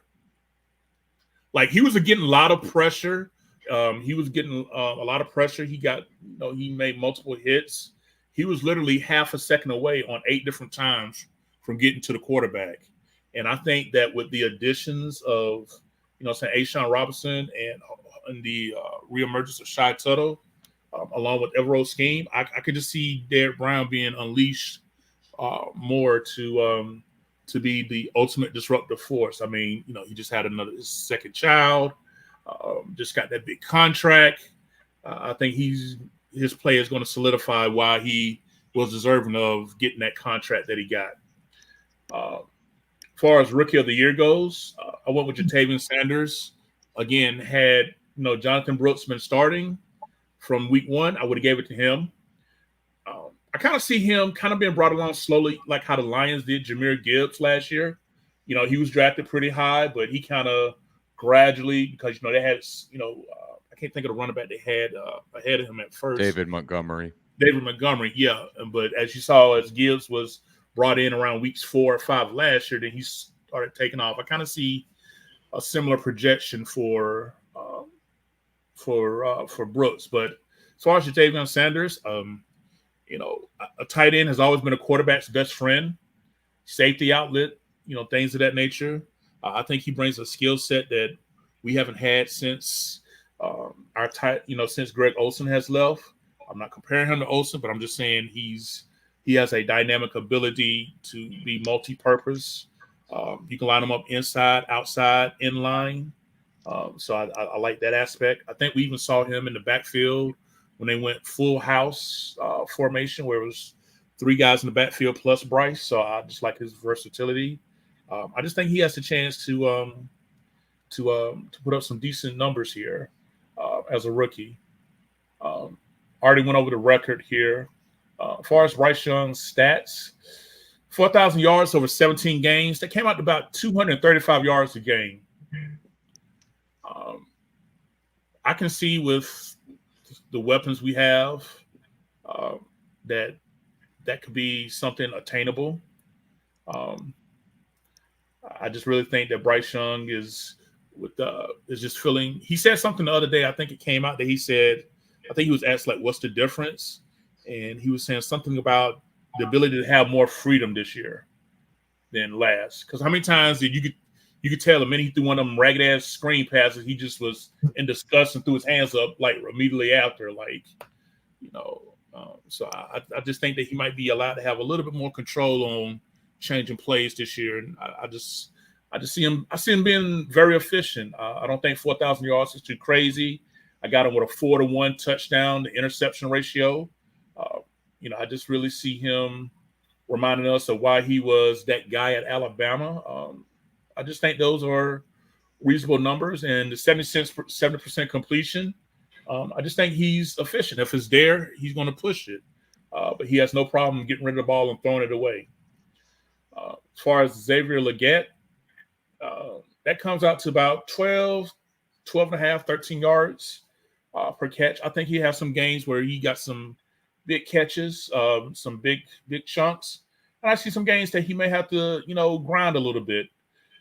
But I definitely see 60 receptions as something that is going to be attainable. Again, I'm hoping that we are a run-balanced offense. I would like – I don't think not too many teams as far as play calling wise ran more than they passed last year, but I definitely like to see our team being top 5 in rush attempts this upcoming season. But with Legette, I really feel like that, again, a slow start, and then around 4th, 5th game, really start to kick in. I would love for him to drop 120 and 2 touchdowns week 6 against the Falcons, but that's because I'm in that damn rivalry group and they talk noise. But anyway, that's just me. But yeah, overall though, I just really feel like that Xavier Legette, kind of pedestrian the first 3 games, and then he's just going to slowly take off and then hit his stride. All right, before I go, just a couple observations just from everyone's list here. Shocked no one picked Legette for the Offensive Rookie of the Year just based off of some of your numbers. 750, 6 touchdowns, Kev. I don't know how Jatavion Sanders can top that, if that's what you're projecting. So that was just one thing. Not just to point you out. I'm just looking across the board. So that was one. My biggest thing, and then another one on the defensive side, I'm shocked no one picked Clowney. I know he's probably going to be double teamed a lot. He might not have anything on the other side until Wanham comes back. But I know Zach Griffin in our chat had put him out as a defense player there. I'm just shocked no one picked him. But across the board, we clearly all have faith in J.C. Horn. Contract year. Hope he can at least get 13 plus games in this season. I think that's what we're all kind of banking off of. And if he can do that, I do think he can be the defensive player of the year. Just looking at my projections, I think, Kevin, you played it safe there with Derek Brown, obviously coming off of a Pro Bowl, All-Pro year. I feel like he's still getting kind of shafted by a lot of the national media just being on this team, and some saying he's top 10 when I think you look at the numbers, he's easily top 5 in the league at his position. I went with Deontay Johnson as offensive player. I just think Bryce Young's success is going to bank off of him, and just seeing how he's separated and has become really the number one target. Pretty clear, I felt, at least through the practices and training camp that I saw, that Deontay Johnson is going to be Bryce Young's Adam Thielen of this year, without a doubt. And I also think, Johnson's trying to play for his next contract, and he's going to, we hear all this stuff that happened in Pittsburgh with him and the sideline issues and the locker room problems. And I think he's kind of buttoned things up, and I hope he kind of keeps that contained this season, and he can really be pivotal for Bryce Young's development. So that's kind of why I went with him there. We all talked about J.C. Horn again. If he's available, I think he's one of the best players on this football team, no question. Rookie of the year, I'm riding the train at Jatavion Sanders, and the reason why I didn't pick Jonathan Brooks is just off of his availability. I think the 4 games out could hurt him, and it's going to, even when he comes back in October, I think it's going to take him a bit to get acclimated, and I think they're going to take the slow approach with him tearing the ACL in November. That's the only reason why I took Sanders. I just think he's going to get a lot more opportunity with Tremble and 80 out and their injuries. We'll see if Tremble's ready for week 1. We'll see if 80 is. I don't think 80 is going to be ready to roll, and we'll see how that shakes out. But I just think Sanders is going to get more of an opportunity at his position. And I also think Leggett isn't, at this point, he's wide receiver 4. We'd want him to be 3, but I think it's going to take him a little bit to get going in the season. So that's kind of where I was thinking with the rookie situation. I'm taking a pessimistic approach with this team. I just think it's a rebuild year. I think it's a young staff. Canales got a big contract. Say what you want about Tepper, but I do think he's going to give him more than a year if you want to look at the past. So I do think there's going to be some growing pains. We all saw last year with Tampa Bay. It took them a bit to get going, and they had some powerhouses at some of their weapons on offense, Mike Evans and Chris Godwin, and it took them a bit going. We saw the concerns, Chris Godwin not being targeted. Tampa was sitting at, I think, like 2-5, 2-6 record, maybe even 2-7. Before they really turned around and the run game got going. So I think that took them a bit. And you saw some of the complaints. I mean, if Tampa Bay didn't shift their record, we might not be seeing Canales right now. So I'm taking that into account. I'm taking into a whole new offense. I think his run game is going to take a bit to get going. I do think those interior linemen are going to provide some push, but I just think I'm tired of getting burned with this team. So I'm going to take a lesser approach, have low expectations, and I want them, I hope I'm wrong. I want to be wrong. I hope I'm off and they are 10-win team. I just think I don't want to get burned, and I'm tired of getting burned. So that's why I went with 6-11. I think if they triple their win record from last year, I think that's a big step. And I think they are in a rebuild. So just looking at historically how this team has been when it has been a rebuild, I think 6 is a pretty good mark. Bryce Young statistically, I do think he's obviously going to take a big step, but I don't think it's going to be the numbers you see from Ricky and JJ and Kevin. I think that's steep. I don't think he takes that big of a jump.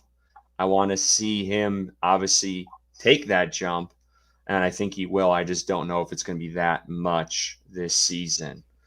I'm a little bit lower. I think me and Bryson have about the same amount of picks. I know Kevin's a little bit lower than us, but I'm hoping he has learned some of his mistakes last year. I remember when we had this show last time around, and I won't forget this. I remember listening back to it too, is we all said last year when we were doing these predictions, we don't think Bryce Young's going to make the same mistake twice. And what did he do in the first game? Made the same mistake twice. So I'm hoping he's going to learn from that this year, and that actually doesn't happen this year. And that's why I kind of have the interceptions lower. And I think he's learned a little bit. And, these windows are tighter, and you can't get away with some of the things you got away with in college and at Alabama. So that's why I kind of kept his interceptions a little bit lower. And I think he is going to be he seems more decisive this year. He seems more comfortable in this offense. It seems like he's given, I think Kevin mentioned, and maybe some others, he's gotten a little bit more free reign a little bit to play with. So I think that's going to help him, and that's going to boost him a little bit. I think I was kind of on the lower side of the completions. I definitely could see him in the upper, even up up above 65 and closer to 70%. I wouldn't be shocked by that because I think he has been pretty calculated this training camp and practice and in the practices this preseason and everything else. So I could see that a little bit higher.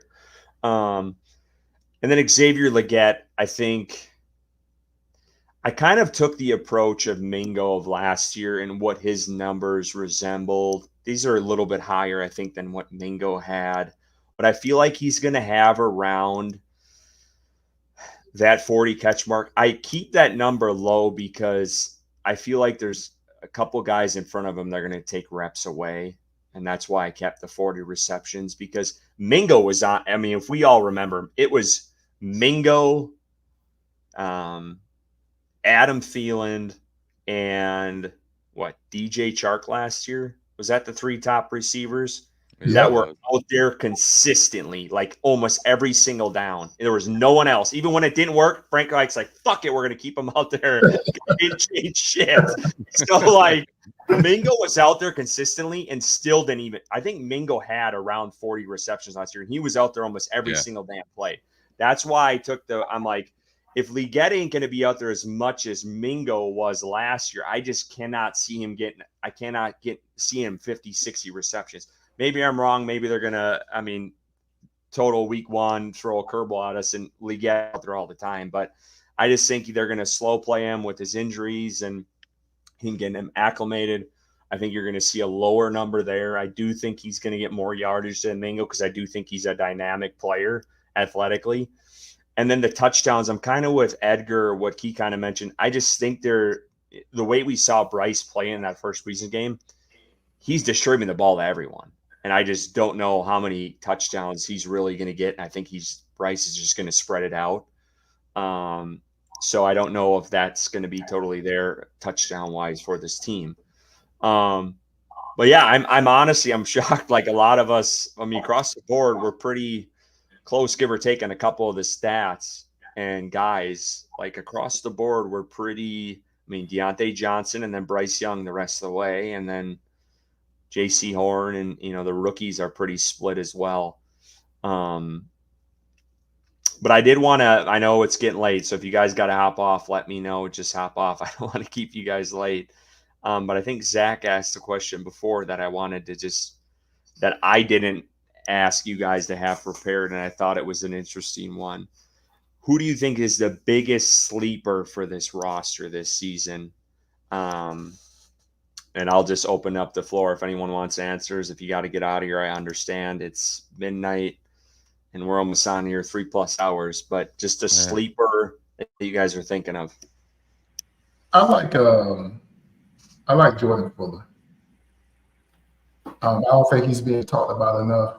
I remember watching the Rams play in the playoffs a few years ago, and number 4, I believe he was 4 for LA. He just seemed like he was always around the ball, and I love when we signed Von Bell last year, and I expected big things from him. But with injuries, and I don't know if it was like a scheme thing, but he just never became the guy that I hoped he would be here. But that was Von Bell playing in the system that he hadn't played in before, to my knowledge. Jordan Fuller has played in Evero's system, though. And I think he's a more natural fit. And I think Jordan Fuller is going to be a name that we're going to hear more than we're thinking about today. I think when the real ball starts being played, Jordan Fuller will be making plays. And a lot of people will be like, man, Jordan Fuller is like my new favorite Panther. So I was excited about the potential of signing him. Then we signed him, and he hasn't been talked about much during the summer, but I'm eager to see how he looks in our defensive backfield. Ricky? Yeah, I like that. That's a great pick. And Jordan Rodriguez is a terrific reporter that covers the Los Angeles Rams. And she used to be here in Charlotte. And she spoke to Jordan Fuller's just like ability to compete and his leadership and what he meant to that Rams team of building an identity and a culture within that locker room. So I think that he's a terrific pick there.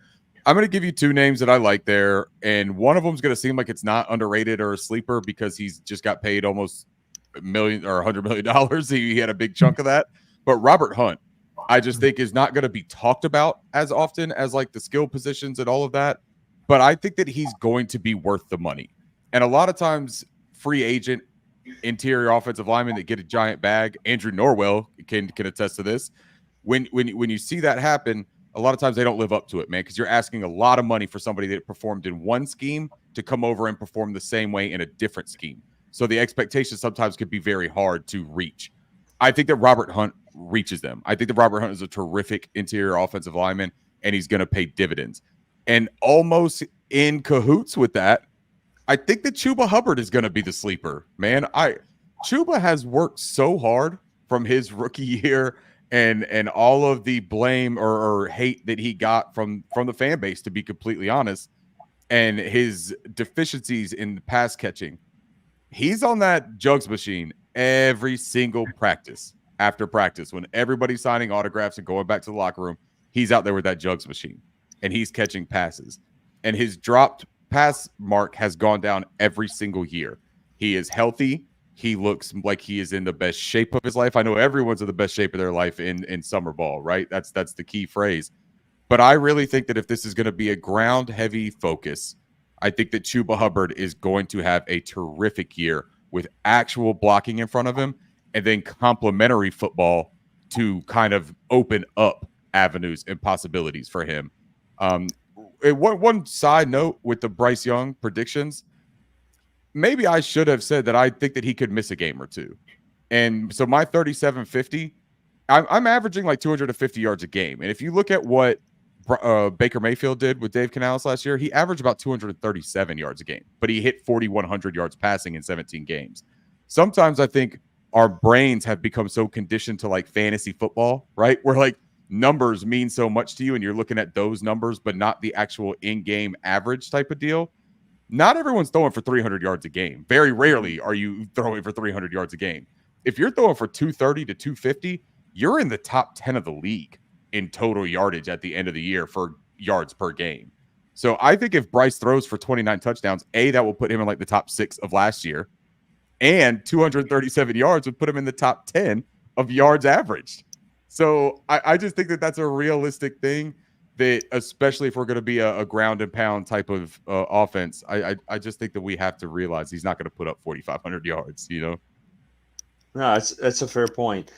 Just jumping off of the underrated, sleeper guy, I'd go with A'Shawn Robinson. I don't know if enough people are talking about him, and I feel like he had a really great year when he was with Evero in LA, and then he went to the Giants. He still was all right, but I feel like he kind of dropped off at just a hair. And then he comes here and they're hoping for a bounce back year. And I think he's going to provide a big boost for this defense against any rushing attack, because we all know Carolina has struggled against the run defensively over the past several years. And I think he's going to be a big boost for, both Derek Brown and God, what the hell's his name in the middle? I had him at Shy Tuttle. Yeah, Shy Tuttle. I think he's going to be a big boost for him as well. So I think A'Shawn Robinson is one maybe that not a lot of people are going to think about, and interior D lineman. But I think that could be one, just to throw a flyer out there, because I feel like not a lot of people want to talk about those big dudes. I know Kevin likes those big guys, but not a lot of people like to talk about them ever. So that would be one for me, I think. Anyone else want to throw one out there as far as a sleeper, or who's ready to go to sleep? Yeah, I'm definitely there, ready to go sleep. But I'll throw this name out there because I didn't get to defend him earlier. Josie Jewell. I think he has a chance to be the best linebacker on this roster. I really like his game. I think he's good in coverage. He's a tackling machine. I think he's in the perfect scheme for his abilities. I really think that he's going to be that, like I've mentioned it before in other episodes, the Frankie Louvu replacement, that exciting linebacker that makes plays in the backfield, that just brings that overall excitement to the defense. So I think my guy is Josie Jewell. I'm riding that till wheels fall off, baby. Bryson, I will co-sign that. I talked about Josie earlier. Yeah. I believe Josie wow, we fell in love with Luvu. I love Luvu and Luvu. Josie's on a vacate. Never mind. All right, I'm done. Yeah, There's my reference. I think Josie is better at playing the position that he plays in Evero's defense than Luvu did. And I think it's going to show up. If you look at Josie's 1 year with Evero and his production, and you compare that to what Luvu did with Evero last year, I think Luvu, Josie, if he returns to that 2022 form, I think we would get more out of him than we got out of Luvu under Evero. Now, Luvu the year before with Steve Wilkes and that contingent, I think he was great. Last year, he was good. I think Josie's better than that in this defense. And so I'm eager to see him play. That's why earlier, Ricky, when we were talking about Trevin stepping up, I know Shaq is Shaq and, he's dependable and all that. I just think that Josie is the guy who actually knows his defense. And Shaq, although he's good, I don't think he's as good in this defense. Well, we didn't see him last year, but I think that kind of hurts him. I think if Evero trusts one of those guys to stay in there, I think he's going to trust Josie over Shaq. But yeah, that's a fair point. Yep, fair point. Mr. T Money, he said biggest sleeper. I disagree with this wholeheartedly because I don't even know if this guy sees the field this year is Amari Barnell. I mean, that guy's on the outside looking in. I do love the deep dive though of trying to actually find like a sleeper, right? Because I mean, you're gonna have to wake him up to get him in there and play the football game. Like, hey, look, I know a Virginia Tech fan when I see one. Yeah, there it is. Yeah. I just had to throw that out there. Kev, any sleepers for you? Well, since Robert Hunt and Sean Robinson took, because I was going lineman, so I had to kind of remix this here. I don't know if because of position played, if it can be called sleeper, but I'm gonna say combat player of the year. I'm probably gonna be alone on this one, but hey, that's how I roll. I got to roll with my left tackle, Icky. Any success we see offensively, whether in the run game or the pass game, it's going to hinge on how well he plays. We can talk about all the skill positions or whatever, but left tackle in the run game, left tackle in the passing game, whatever it is that we got to do, he's got to be the tone. He got to be the tone setter. And from all accounts, I used to see a lot of people say, I ain't heard nothing about, Icky during the, training camp much and this, that, and the third. And here's that. Well, usually with offensive linemen, no news is good news, typically. But for me, from offense, my player is going to be Icky. I know that you can't make too much out of preseason, but that guy that tackled Jonathan Mingo kind of was showboating and Icky kind of pushed his little ass down, number 36. I was like, oh, yeah. You didn't do none of that last year. So, okay. And then I think it was, I don't know if it was Carolina Blitz or Sheena that asked him about him, said that he just has a different aura about him, things like that. So, for me, if you want to say sleeper pick, I'm saying more like combat player pick. On offense, I'm going with Icky. And on defense, whoever's going to be cornerback number 2.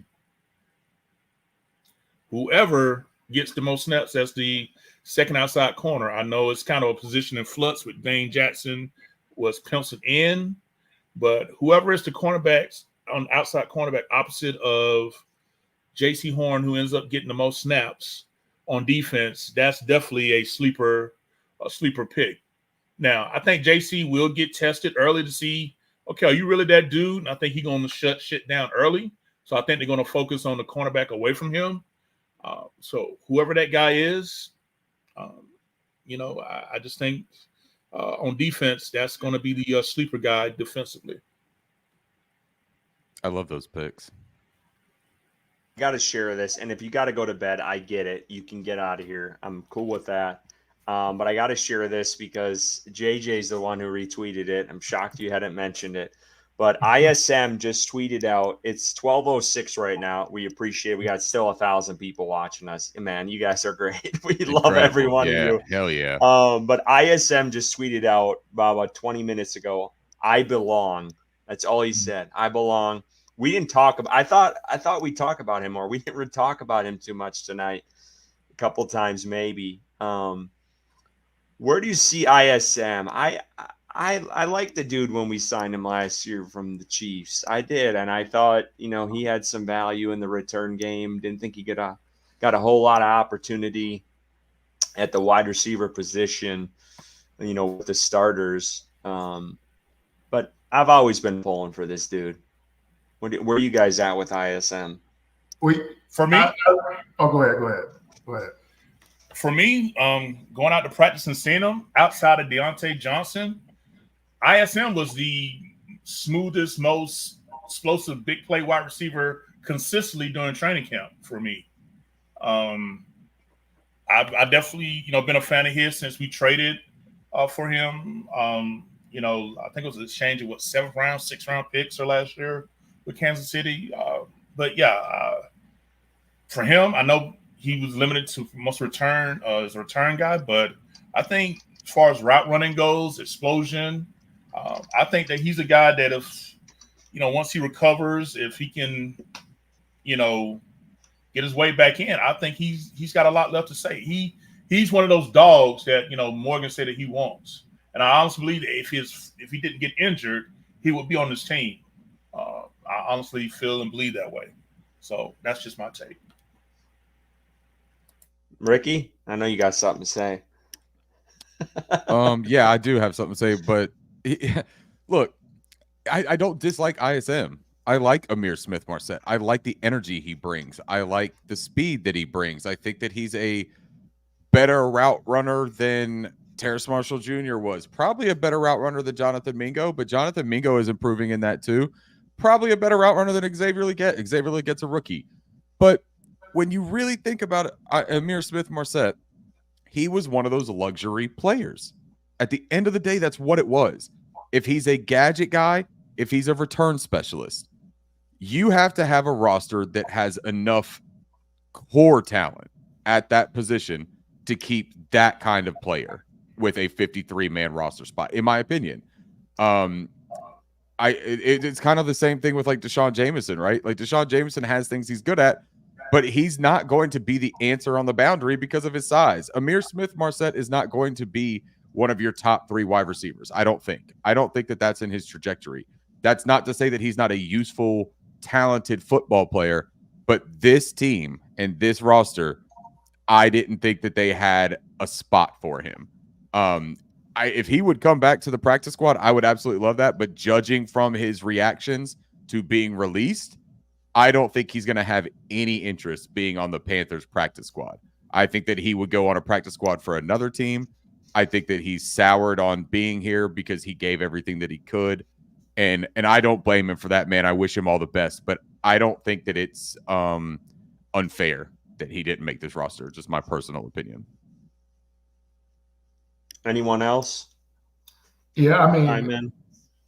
when we first picked up Smith-Marset, I reached out to my guy Thor, who does scouting a lot, and he's a Vikings fan, and so ISM, I think he started with the Vikings before he landed with Kansas City. We traded for him with the late round swap or whatever it was last year to get him.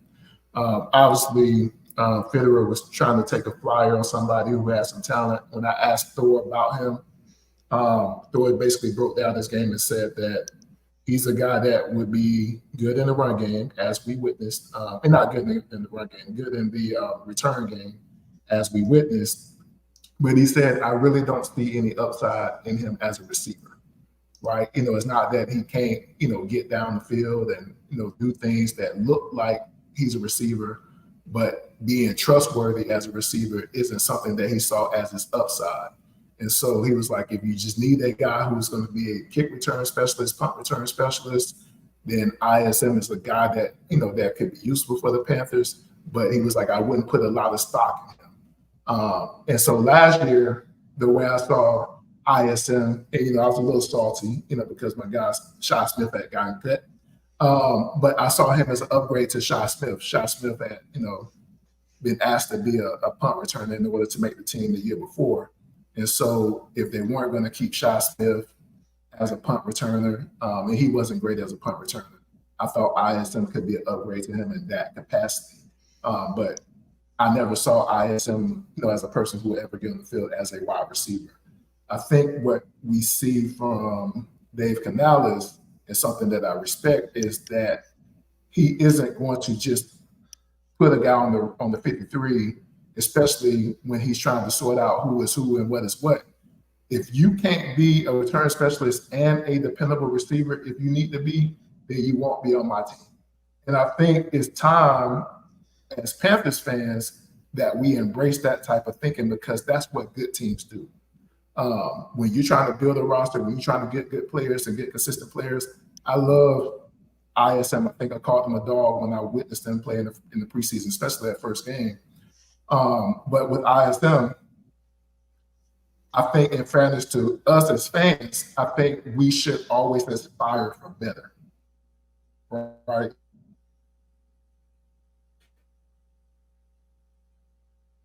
I learned a couple weeks ago, right? And I was like, oh, snap, this dude is following me. I had to make sure it was him.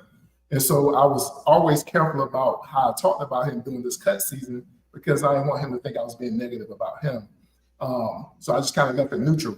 And, and I observed, and I thought he was on the cusp, but I was fair. I thought he was 6 or 7. And he was actually 6 or 7, and we only had 5. And I'm not mad at that, right? And I think he definitely did all he could do within his power to make the team. He earned this chance at a second chance here. And I think as fans, we shouldn't be upset that he is not currently on the roster. Now, if he finds his way back to Carolina, they want him, he mutually wants to return on the practice squad or something like that, I would be happy for him. We might be able to use him at some point. But I think as fans, if we have 5 wide receivers, or eventually 6 or whatever, and one of them is not ISM, I think in this case, I'm just happy that we're at a point where we have offensive guys, offensive-minded coaches who know exactly what they would like from that position, and they would want somebody, if they're manning a wide receiver position, they can trust them on the field for games that matter. And so that's all I got to say about that. But I wish that young man the best. I think he did his best, and I think he will get picked up. But I've never seen him as somebody who would be a mainstay as a wide receiver. And I posted that question a few days ago. I didn't say what I thought. I just wanted to put it out there that, he wasn't somebody that I would put on my top 6 if I had to pick between the guys who we had available. Well, I just look at it this way, because you talk about the return game. I think he adds more value to that room as a specialist over David Moore in that respect. Now, I get the connection and the familiarity with Dave Canales' offense, and I do agree with you to a point where I think he values a wide receiver as a wide receiver, not a returner, as you said. So I get that. But I just think he adds a different element, and I think a return specialist is going to be a key really moving forward with the new style of this kickoff rule. And I think it's going to add a whole dynamic that, teams really should try to take advantage of, because everyone's so new to it. And this first year, you can really capitalize on some of that with field position with a guy like him. So I think there's value there. And then that kind of begs the question, and I posed this today. If you're really valuing those wideouts, why isn't Xavier Legette getting a chance at return game? I know he did it in college, and we've seen it a little bit in preseason. But the guy, if his athleticism, put him back there. I mean, David Moore, he reminds me of the guy we had a couple of years ago, and his name's escaping me. He was in Cincinnati for a while. He was a punt returner, and he was a very safe guy where, yeah, he might get you a couple yards, but he ain't going to take the top off on special teams at all. Like David, that ain't a David Moore. That's not David Moore. He's not going to burn you. He's going to be smart about it. He might not fumble, but I want a guy who's going to give you a shot at a touchdown on some of these returns. And I think ISM provided that. And I personally thought when he was given an opportunity on offense that, you know, with the ball in his hands, I thought he was electric at times. So I think there was value there, but obviously they didn't see it that way. But you got to look at how they gave ISM the ball. I think they gave him the same opportunities they gave Chanel, right? You know, the same type of touches, get the ball to be quick, you know, let you make a play with your feet. But they didn't send him out in any routes like that. I'm not saying that he didn't get any, but I don't remember him being targeted often down the field in a route. So I'm not saying that he can't do it either. I'm just saying that I never expected him to do it. I think with David Moore, you know, we only have 5 receivers right now. I think you can put any of those 5, and probably at this point, Xavier Legette being the least trustworthy. I think David Moore, if he has to go into the game week 1, you trust him in the game. In the real game scenario against ones, I think you can trust David Moore. He may not be a world beater, but if you get caught slipping with David Moore, he's going to take you deep. And what people don't realize about David Moore, when David Moore first got on the scene in Seattle, he was known as an excellent ball tracker. We picked him up a couple of years ago when Matt Rule was here, and I thought he was actually going to be good for us, but for some reason he didn't make that cut that year. I thought he would, because I thought he had a pretty good camp that year. But he went to Tampa last year. He reconnected with Dave Canales. And I think what Dave Canales and this group of coaches want here in Carolina right now is they want a coach on the field too. He speaks their language. He knows exactly how Dave wants him to do it, more so than any other receiver on this team right now. And so I'm not saying that David Moore will be here next week, you know, but I think still right now where they're still installing this new offense, I think he's a little bit more valuable to the coaching staff than he is to us as fans.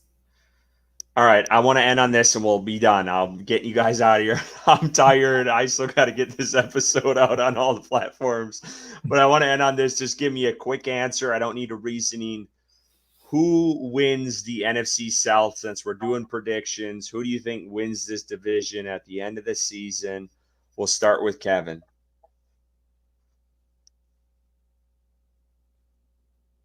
Muted.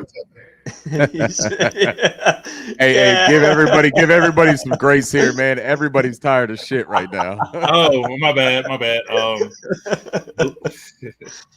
Atlanta Falcons. JJ? Us. Woo. Yeah, coming out 7 different kinds of smoke. I like it. I can't do it though. Atlanta Falcons. Yeah, I'm gonna go Atlanta too. We're gonna end it there. I live here, man. I can't give it to them. I respect that though from JJ there. He's like, nah, hell no, I'm not giving that to the enemy. I wouldn't do that either. I wouldn't do that either. Well, we got a big game next week. We'll be back. We just appreciate everyone tuning in. Again, it's 1,000 going strong past midnight. That's something else. We appreciate you all. I appreciate JJ, Ricky, Kevin, Edgar, Bryson. You guys stayed way later than I thought. We got about what? I don't even know if you want to call it a quarter of what PMP did on marathon. Like I said, we're 3:15. Shout out to Rashad. Yeah, man, that's something else. But hey, we appreciate everyone for tuning in. Again, we'll be back next week. Thank you guys so much. And always keep pounding, baby. See y'all later.